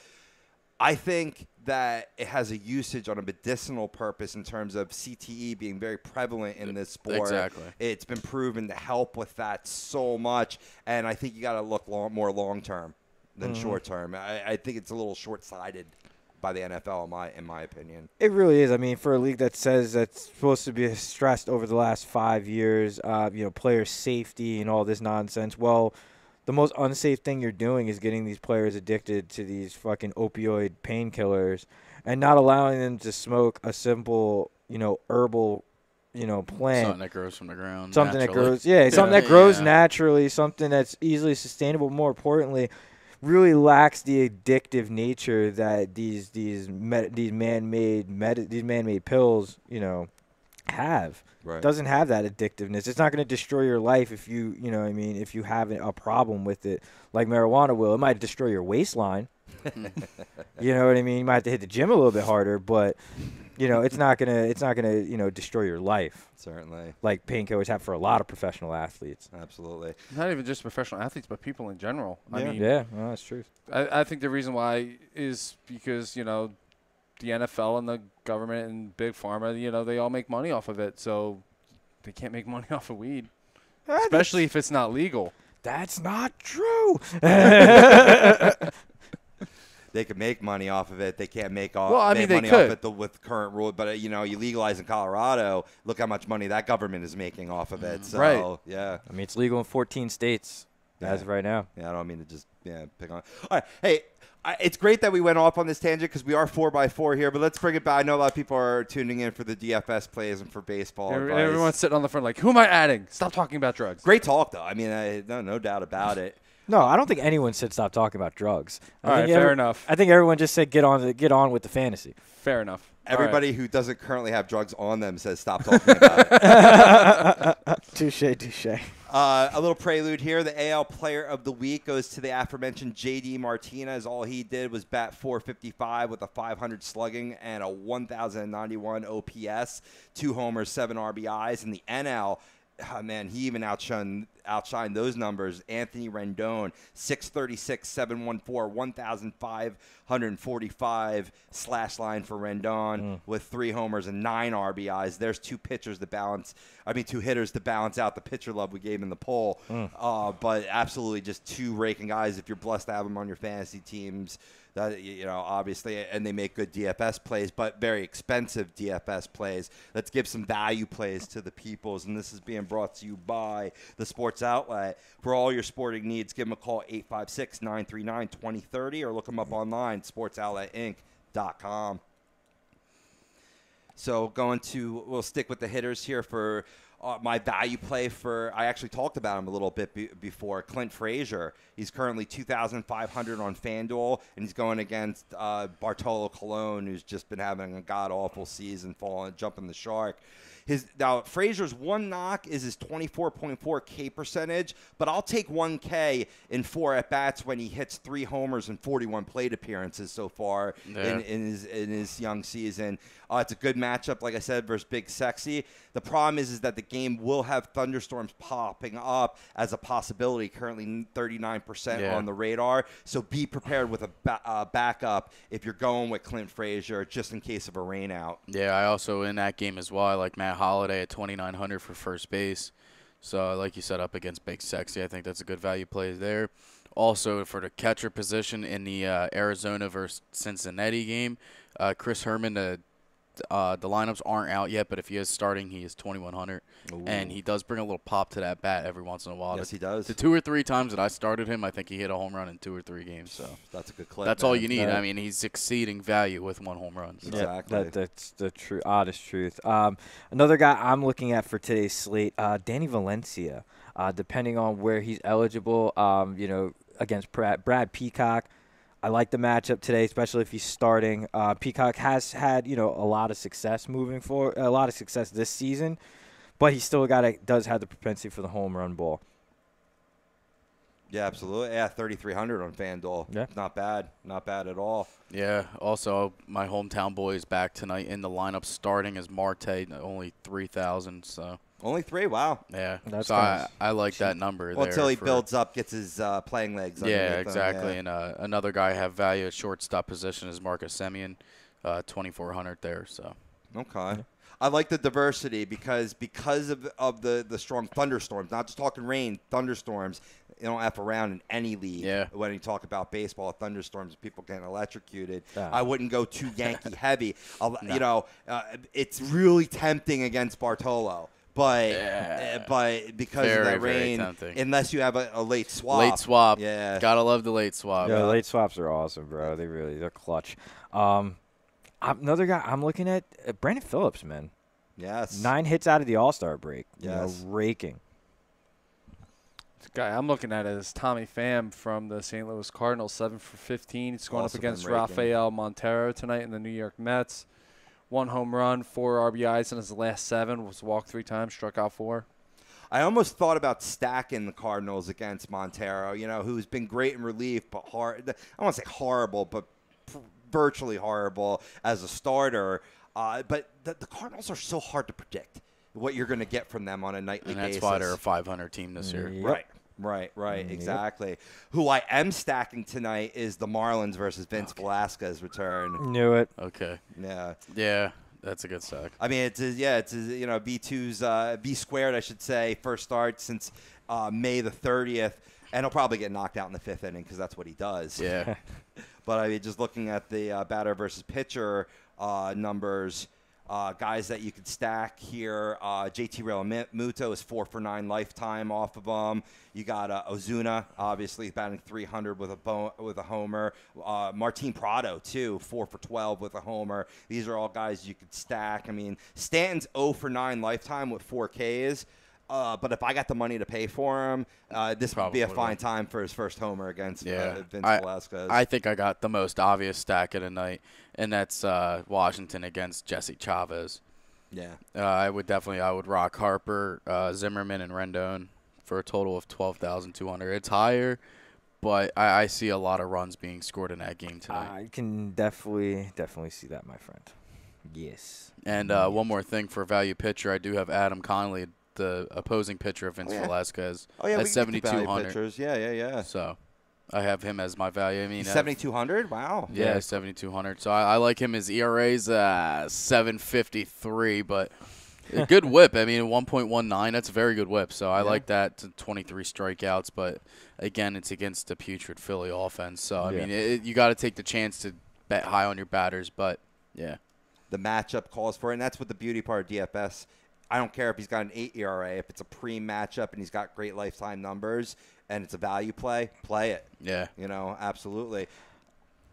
Any more stacks before we actually move on to value pitchers? I got one stack for you. I'm stacking Cleveland tonight against San Francisco. I almost don't care who's going for San Francisco, even though I believe it's Ty Blatch tonight. Yes, it is. Soft toss and Avoid. Soft toss and left-hander.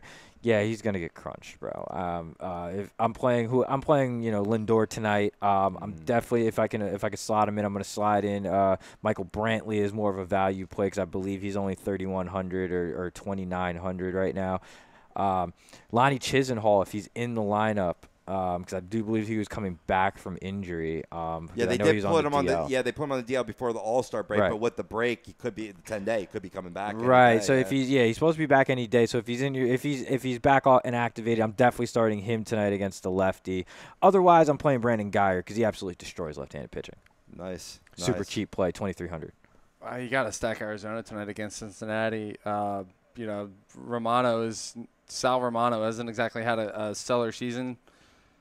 But this could kind of backfire a little bit because most of the Arizona lineup has not seen Romano yet. But, there's so many different combinations of guys you could pick from Arizona because this entire lineup has just been good all season long. From 1 to 9, yeah. Yeah, take A.J. Pollock, David Peralta, Chris Owings, Jake Lamb, Chris Iannetta, Brandon Drury. Any of those guys will work tonight. Yeah. I would probably go Goldie, Lamb, and Herman I brought up as a value play. Right. And Pollock. Right. It's a great stack because normally you got to be concerned with park shifts. Well, it's not in this case because they're going from their home run dome in Arizona to an even better ballpark in Great American Ballpark in Cincinnati. So I'll actually rehash that point in just a second. A sneaky stack. Real sneaky. Braves versus the return of John Lackey. That could be. I thought about that. Lackey's. Yeah, I like that too. Lacking this season, right? And yeah, you could probably get a lot of them cheap. It's his first start off the DL in terms of Lackey. We're coming back from plantar fasciitis, so who knows if he does go deep in this game. And it's in Atlanta, so at the home run haven known as SunTrust Park, the homers speak volumes in DFS. That's truth. I mean, another guy you could potentially stack against tonight is Junior Guerrera, coming back off the deal tonight against your boys. You could definitely see a small Pittsburgh stack in this game. McCutchen. Probably the aforementioned Starlin Marte. Outfield. Just start the outfield. No. Go Marte, Kutch, and Josh Bell. There you go. They would be my stack from Pittsburgh. I would throw Josh Harrison in that conversation. But he's having a phenomenal year. He is having a phenomenal year. His last 15, he's been struggling a little bit or whatnot. But could this be a game he breaks out in? I'd throw Josh Bell in there. Please. For my lips to God's ears, right? Come on. Yeah. Truth. Yeah. I'm sliding Josh Bell in that stack, though. No, you got to, man. Josh Bell, I mean, despite his lower batting average, if he hits a home run, you're solid. And he's got 17 or 18 so far this season. So actually, I take that back. Take Josh Harrison out of the conversation. in 10 at-bats against Guerrera, he's only batting 100. Oh, okay. So he's got one hit. So that's double. He's on a poor streak right now, plus low BVP. Yeah. Yeah, I would go based off of what they have here. Josh Bell is batting 500. Adam Frazier, Andrew McCutchen, Jordy Mercer. Those would be the guys I would stack. There you go. Yeah, it's not bad. Would you stack against Miguel Gonzalez tonight? White Sox are playing the Dodgers. Oh God, yeah. Hell yeah. Bad stack. Yeah. Not that'd be a bad stack at all. It'll be a great pricey fade. stack. Pricey, yeah, it's another pricey It's one. a pricey stack, but is it a worth it stack though? I mean, Kershaw's on the bump. The only thing I would say is probably there's lack of familiarity. I'm sure there's not like a strong. It's a shallow BVP or what have you, and it's in Chicago. Yes. Yeah. You know what? Absolutely stack it. It's supposed to be pretty warm there in Chicago. Balls fly. in the Oh, warmth. yes. Yeah, so, yeah, no, I'm on board with that. Let's get to the value play on the pitching side. Now, just to refresh the audience, you gave Adam Conley, Conley. pitcher for Miami against the Phillies tonight, 7,200. Absolutely. Brian Johnson at home versus Toronto, 6,600 for the win, baby. It's the price is right, but Brian Johnson, man, I just have no faith in him anymore. And I liked Brian Johnson at one point. I know Yeah, you when did. He just pitched a can't get it complete done game, consistently. Yeah. 9 strikeouts. Right. Yeah. Right. I mean, I believe his last start in AAA was also a complete game shutout. So, okay. yeah, he's pitching well. He's always struck guys out. And in DFS, I mean, even if you're not going to go, not give up, if you're going to give up more than 4 runs, I need at least 6 strikeouts. Brian Johnson will give me that. Truth. I like Michael Wacha tonight against the Mets. Mm-hmm. Well, I'll be rehashing him again in our 2-star pitchers. yes, indeed. If you're a gambling man like I am, I really like this guy tonight. This is my start of the night, and it's Antonio Santazella. Oh, he's back in the rotation. Yeah, he's starting tonight at versus San Diego at home. Granted, it is at home, but San Diego, man, I mean, It's San Diego. There's 8 strikeouts right there. Exactly. Yep.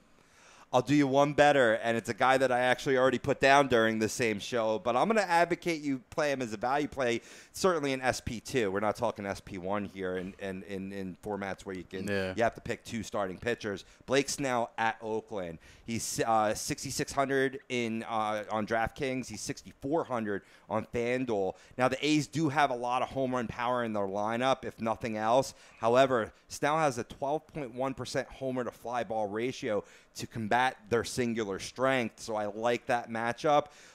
There's really just a few buy low options at starting pitcher. We gave pretty much, I think, all of them. You got to pick on the A's, and I think he makes a fine SP2. I could see that. I got one more guy I want to throw out there, and this guy's a little bit more of a shaky option, but he does have a lot of upside. Dylan Lamet. Yes. The other guy, other opposing starter in that Colorado game. I love this kid. I like what he brings to the table, especially with the high strikeout rate. Would you roll with that for 6,600 over Antonio Santazella for 59? In my research, a lot of people were high on Lamet, but you know what that tells me? Chalky.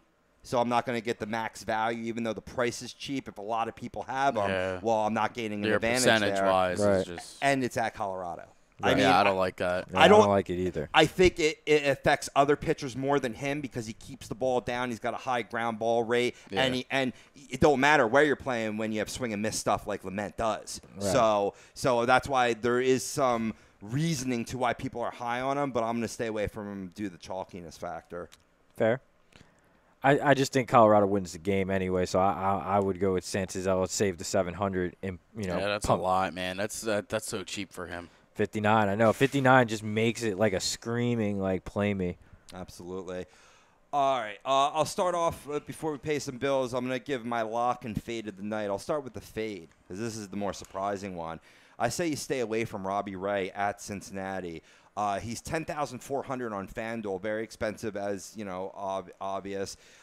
He does have a solid BVP at Cincinnati, but the ballpark. He's going to miss bats. Problem is he's giving up hard contact and tons of fly balls. Now, although only 14% of those leave the yard, this park shift doesn't do him any favors here. His performance last time out seems like the upper edge of his upside, which really isn't enough on 2-pitcher sites for me.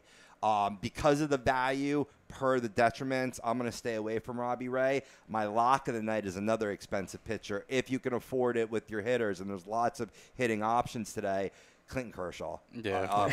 14K on DK, 12.7K on FanDuel at Chicago White Sox. I mean, that's kind of not fair. He's a lock every time he pitches. Yeah. That was my obvious statement. That's why I made it brief. Fair enough. See, now I like Robbie Ray tonight. I do against Cincinnati's offense. I mean, despite, getting through Cozart and Votto, I think that's really their only main concern out there.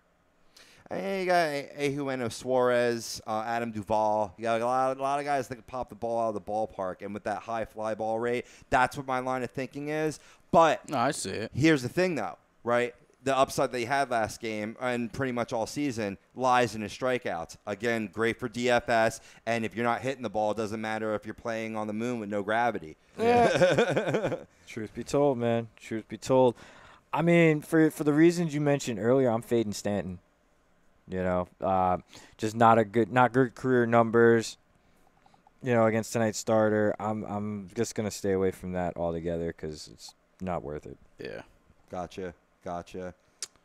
I'm kind of fading away from, and my lock is coming from the same game, is the Houston-Seattle game. I'm steering clear from the Mariners roster because my lock of the night is going to be Brad Peacock. I like it. Yeah, I like Peacock He's one tonight. of I faded Seattle's. Here, I'll take it for him. I faded. I wasn't looking.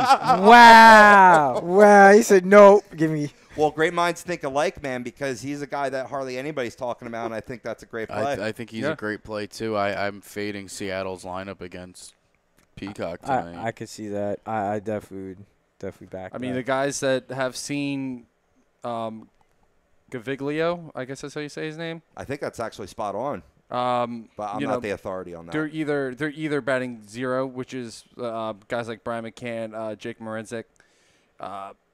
They're hitting 300 or higher. So, you know, I would. I mean, that should just be a sure win for Houston. Should be. Should be. Keyword should. Yeah, man. I would bank on it, though. Yeah, I would too. You can take that to the bank. Cash it. Any other last DFS plays before we play some bills? No, man. Nah. I'm good. I think we covered a full spectrum. I got nothing. I don't think there's any more to covered. Play all those plays we just said, and you're going to win some money. You're going to see those balances skyrocket like we have in the description.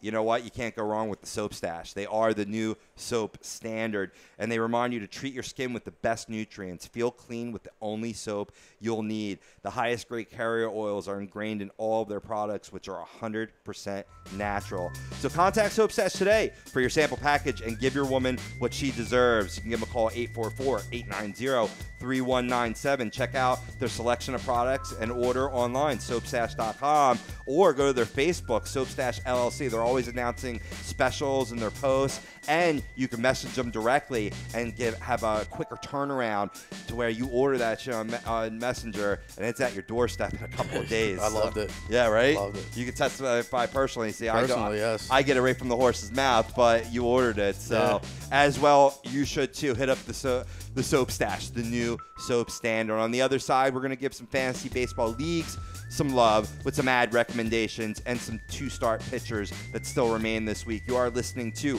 Fantasy Dominance now only on A2DRadio.com.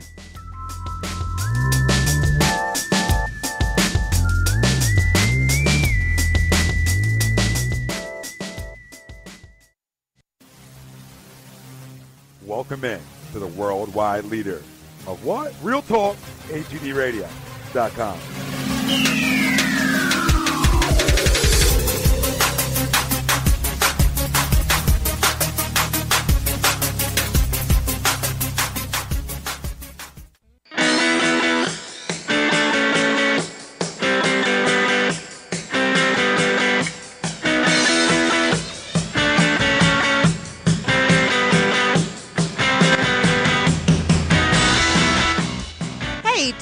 Get your skills in shape, then contact the Scanzano Sports Center, located at 5 Carnegie Plaza in Cherry Hill, New Jersey. You can give them a call at 856-889-3434 or visit them on the web at www.scanzanosports.com. John Scanzano offers individual, semi-private, and team training lessons in hitting, pitching, catching, outfield, along with turf rentals. The Scanzano Sports Center is equipped with a 31,000 square foot indoor facility, 4 batting cages, and a 4,000 square foot strengthening and conditioning room. So what are you waiting for? Contact the Scanzano Sports Center today.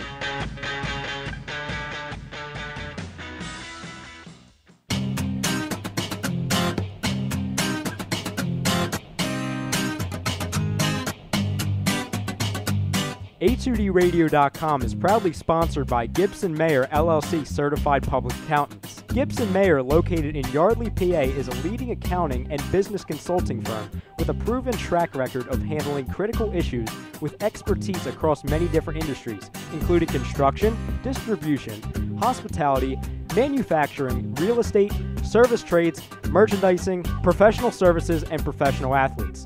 Give them a call at 215-369-3300. That's 215-369-3300. Your initial consultation is always free, and if you tell them that Tom and Mike from AM and the PM sent you, you'll receive 15% off all income tax services completed by February 15th. That's Gibson Mayer LLC Certified Public Accountants, 215-369-3300, or visit them on the web at www.gibsonmayer.com. That's gibsonmayer.com.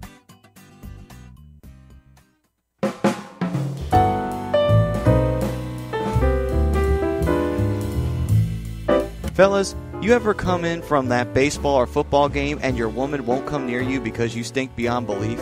Then you need Soap Stash. You should never settle for a generic hygiene product that only covers up the stench. Treat your skin with the best nutrients. Feel clean with the only soap you'll need. The highest grade carrier oils are ingrained in all of their products, which are 100% natural and terrific for your skin. No sulfates, parabens, or phthalates, and synthetic fragrance free. Contact Soap Stash for your sample package and give your woman what she deserves. You can contact Soap Stash at 844-890-3197 or visit them on the web at soapstash.com or Facebook at Soapstash LLC. Once again, their number is 844-890-3197. Soap Stash, the new soap standard.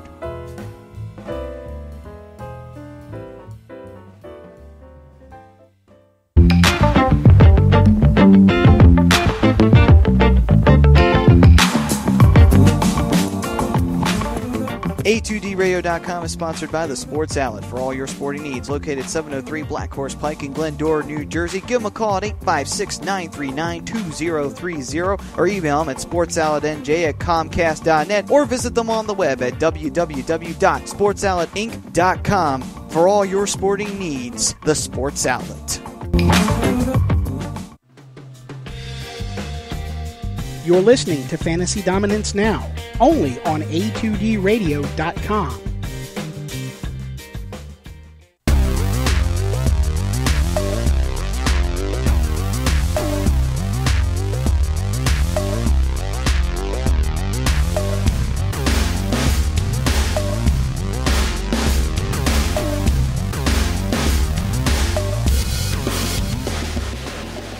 And welcome back to today's Fantasy Dominance Now, only on A2DRadio.com. If you want in on the dominance, a couple ways to do that. Like us on Facebook, follow us on Twitter and Instagram, and subscribe to our YouTube channel. You search A2DRadio.com. If you got fantasy questions, tweet at us with the hashtag AskFDN. Ooh. Yeah, man. So we're getting into some ad recommendations to start streaming pitchers that remain this week in your fantasy baseball leagues. All this info is being provided by Gibson Mayer LLC, your certified public accountants. Give them a call, schedule an appointment, 215-369-3300. So I'll start off real quickly. I'll rattle off three of my top batters that I'm adding in my leagues this week. Jason Hayward, outfielder, Chicago Cubs, 14% owned.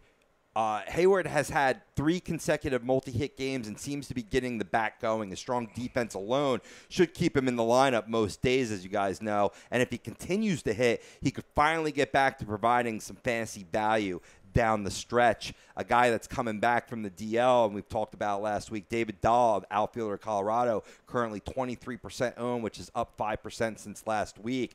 Dahl went a combined 6 for 17, batting .353 over 4 rehab appearances. So the bat looks good to go.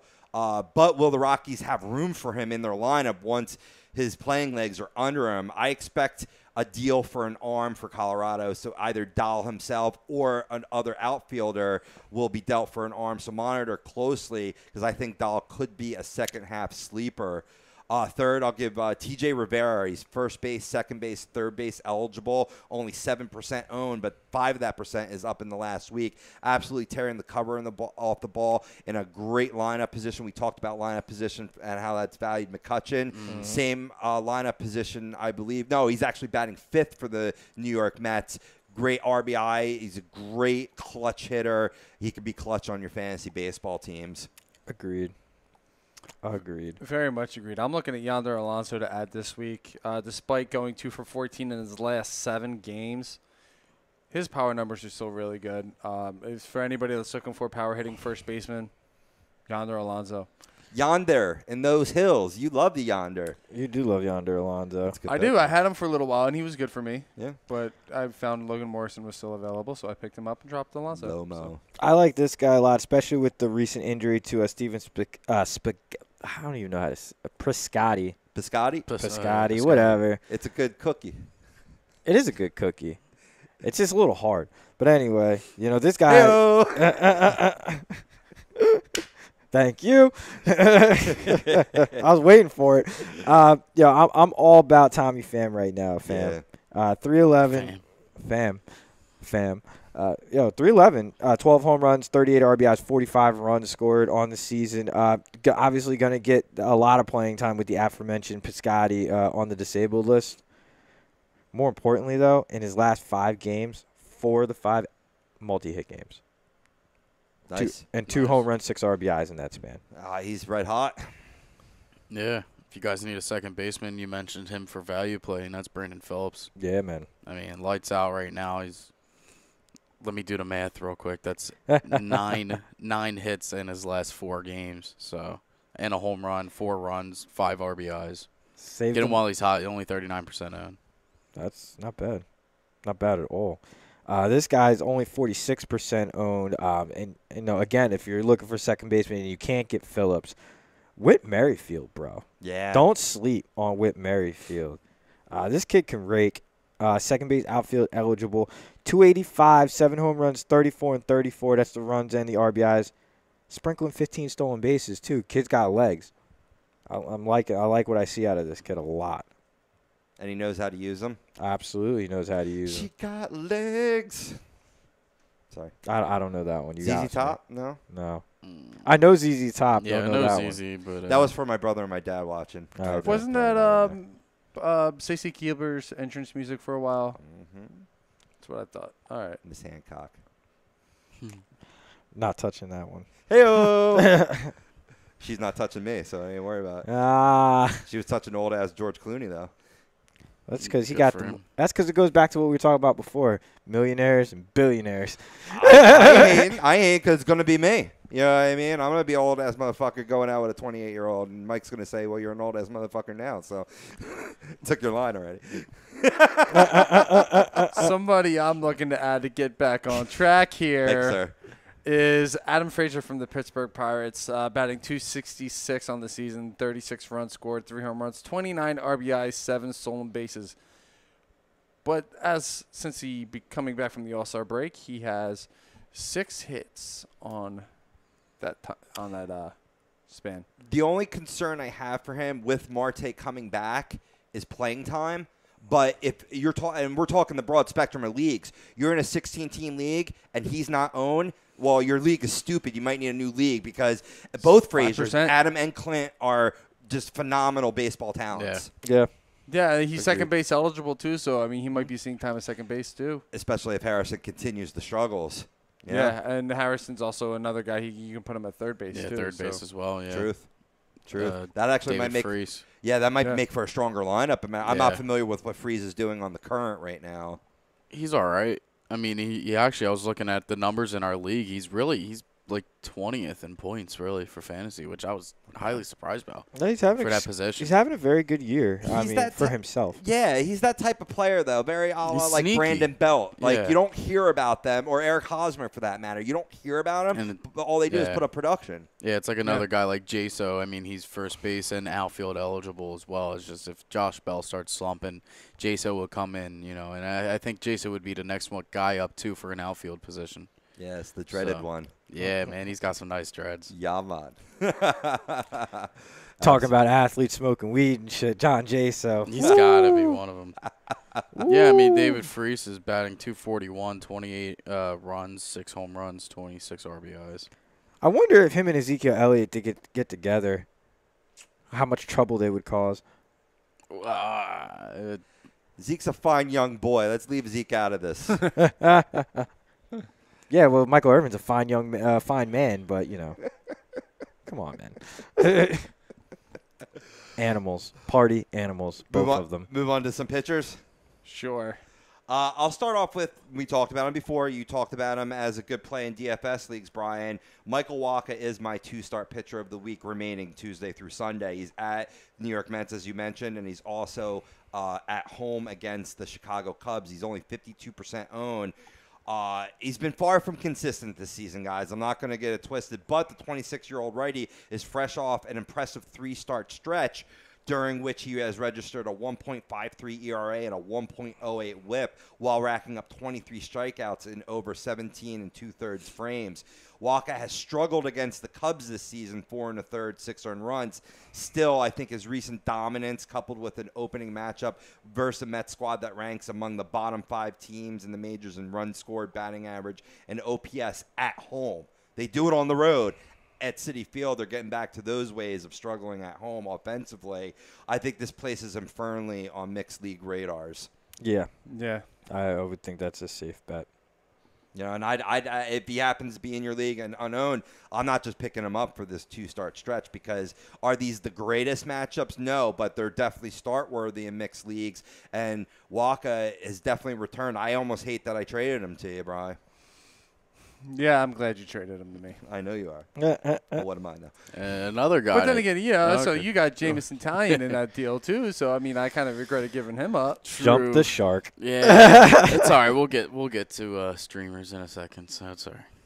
Because 2-start pitchers, I think, really suck this week. I disagree, man. I got a couple For good Tuesdays. ones. I mean, I picked for one. Tuesday to Sunday, yeah. Oh, yeah. Well, I actually kind of disagree still. I like Antonio Santazello. Well, for my, that's where I was going, definitely for a stream tonight. But is he going to get that second start because he's been coming out of the bullpen? He's locked in for the second start as of now, Sunday at home versus Pittsburgh. Both starts obviously at home. If he starts both starts, he's a great option. One other guy I would like to mention is Mike Clevinger. As just a straight 1-start week. Mm-hmm. I really do like his start tonight. I do. Yeah. And I think the advantage with Senzatella here is that there's a lot of arms in this rotation that they're watching the innings. So you're going to see this constant rotation of guys back in the rotation, back in the bullpen. How that is an advantage to Antonio is I think this is his turn for a while. Right. You know what I mean? Whereas you got, I think, Freeland has shifted to the bullpen now for a little bit. So it makes him a short-term ad. Right. Maybe a pure streamer. But certainly for at least this week given along, I would expect them to get those 2 starts. Real quick too, I just want to throw out 2 more guys if they're available in your leagues. Dilson Lamet, obviously, I love the 2-start week this week with Colorado and at San Francisco on Sunday. If he's available, there's a lot of strikeouts to be had there. And I do like Junior Guerrera, even though I didn't really necessarily like his start tonight at Pittsburgh, but I do like his Sunday start at Philly. Nice. Picking on the Phils. Got to pick on the Phils, man. You have to pick on the Phils. So that offense is just so bad. You just have to. What? I'm sorry. You just have to. Hot garbage. It's a steaming pile of shit. A couple streamers I have. We actually talked about him a little bit already in relation to his start last night against Toronto, where he had 5 1/3, 6 hits, 3 earned runs, 4 walks, but 8 Ks. Eduardo Rodriguez, E-Rod as some call him, at Los Angeles Angels. It's either going to be Saturday or Sunday. They haven't slotted him in yet. My guess would be Saturday because Sunday that makes it a 6-man rotation, which I haven't heard word that the Red Sox are going towards. But in either event, E-Rod 50% owned, up 8% this week. He was really enjoying a breakout season before a knee injury sidelined him in early June. And the 24-year-old makes a quality addition in all formats and a worthy starting option in many leagues. The Angels rank in the bottom third of the majors in runs scored, batting average, and OPS. Plus, the Halos also rank 28th in OPS versus left-handed pitching, which E-Rod is. So He's back. Get him in your lineups. I wouldn't say get this guy in your lineup per se, but I'm definitely adding him this week, and that's Colin McHugh. Will be activated on the disabled list prior to Friday's start at Baltimore. I mean, I wouldn't necessarily start him in this game, but I'm definitely putting him on my roster because I think moving forward he's going to be a big piece of that Houston rotation. Right. No, that's a good call. Now, unlike Erod, who I think is not only just a streamer but a straight ad, this guy is a straight streamer, and it's Brent Sutter of the Brewers. He's at Philly on Saturday. He's 14% owned, which is up 10% so far this week. In 3 starts since shifting back into Milwaukee's starting rotation earlier this month, Sutter has allowed a combined 4 earned runs across 7 innings to go along with 15 strikeouts. Expect the good times to roll for the 27-year-old southpaw when he faces the Phillies. They rank in the bottom third of the majors in runs, batting average, and OPS. Owners who take a chance on Sutter, who's still available in a vast majority of mixed leagues, could be rewarded in a big way. He didn't have the greatest of starts last night in his first start of the 2-start week that he had against your Pirates. Mikey, he gave up 7 hits, only 2 earned runs, but 2 walks, 2 Ks. So it's kind of like a meh. You know, it didn't hurt me, it didn't help me. Go up. Yeah. If it was like 5 strikeouts, 6 strikeouts, I would like it more. Yeah, see that's kind of it runs similar to my ad of the week, who's also on a 2-star week starting from yesterday, but had a much better start, and that's German Marquez. You know, another one of those Rocky pitchers we were just talking about with them saving innings. 6 2/3 last night, 3 runs, 10 base runners allowed over 6 2/3, but 9 strikeouts against San Diego. I can see something very similar against Pittsburgh on Saturday. Yeah, no, that makes sense.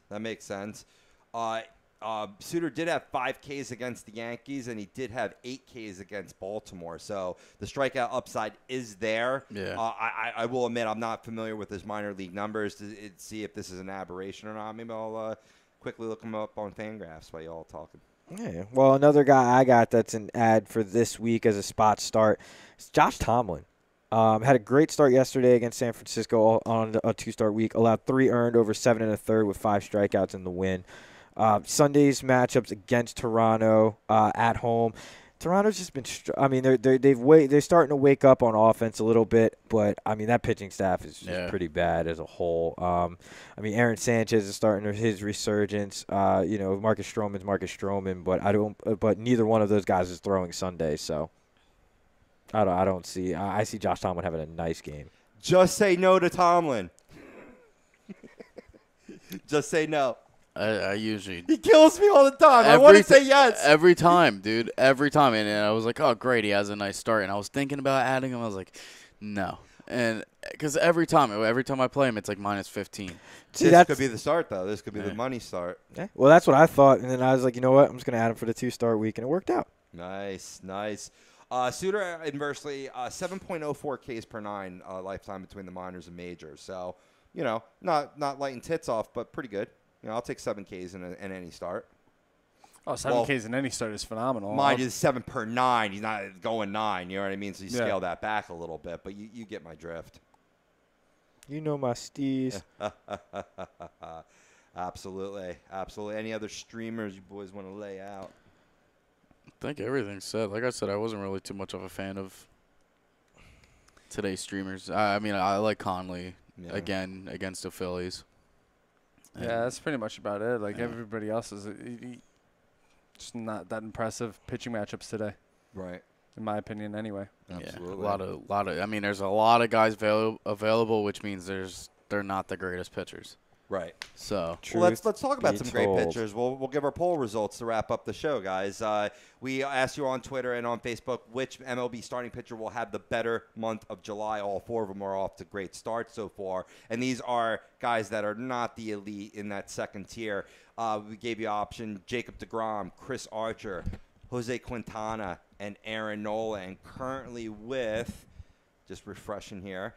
46% of the vote. I was not the only one that went Jacob deGrom. Wow, shocker. I didn't vote. I didn't even vote yet, so it wasn't me. Well, there's 22 hours left, plenty of time.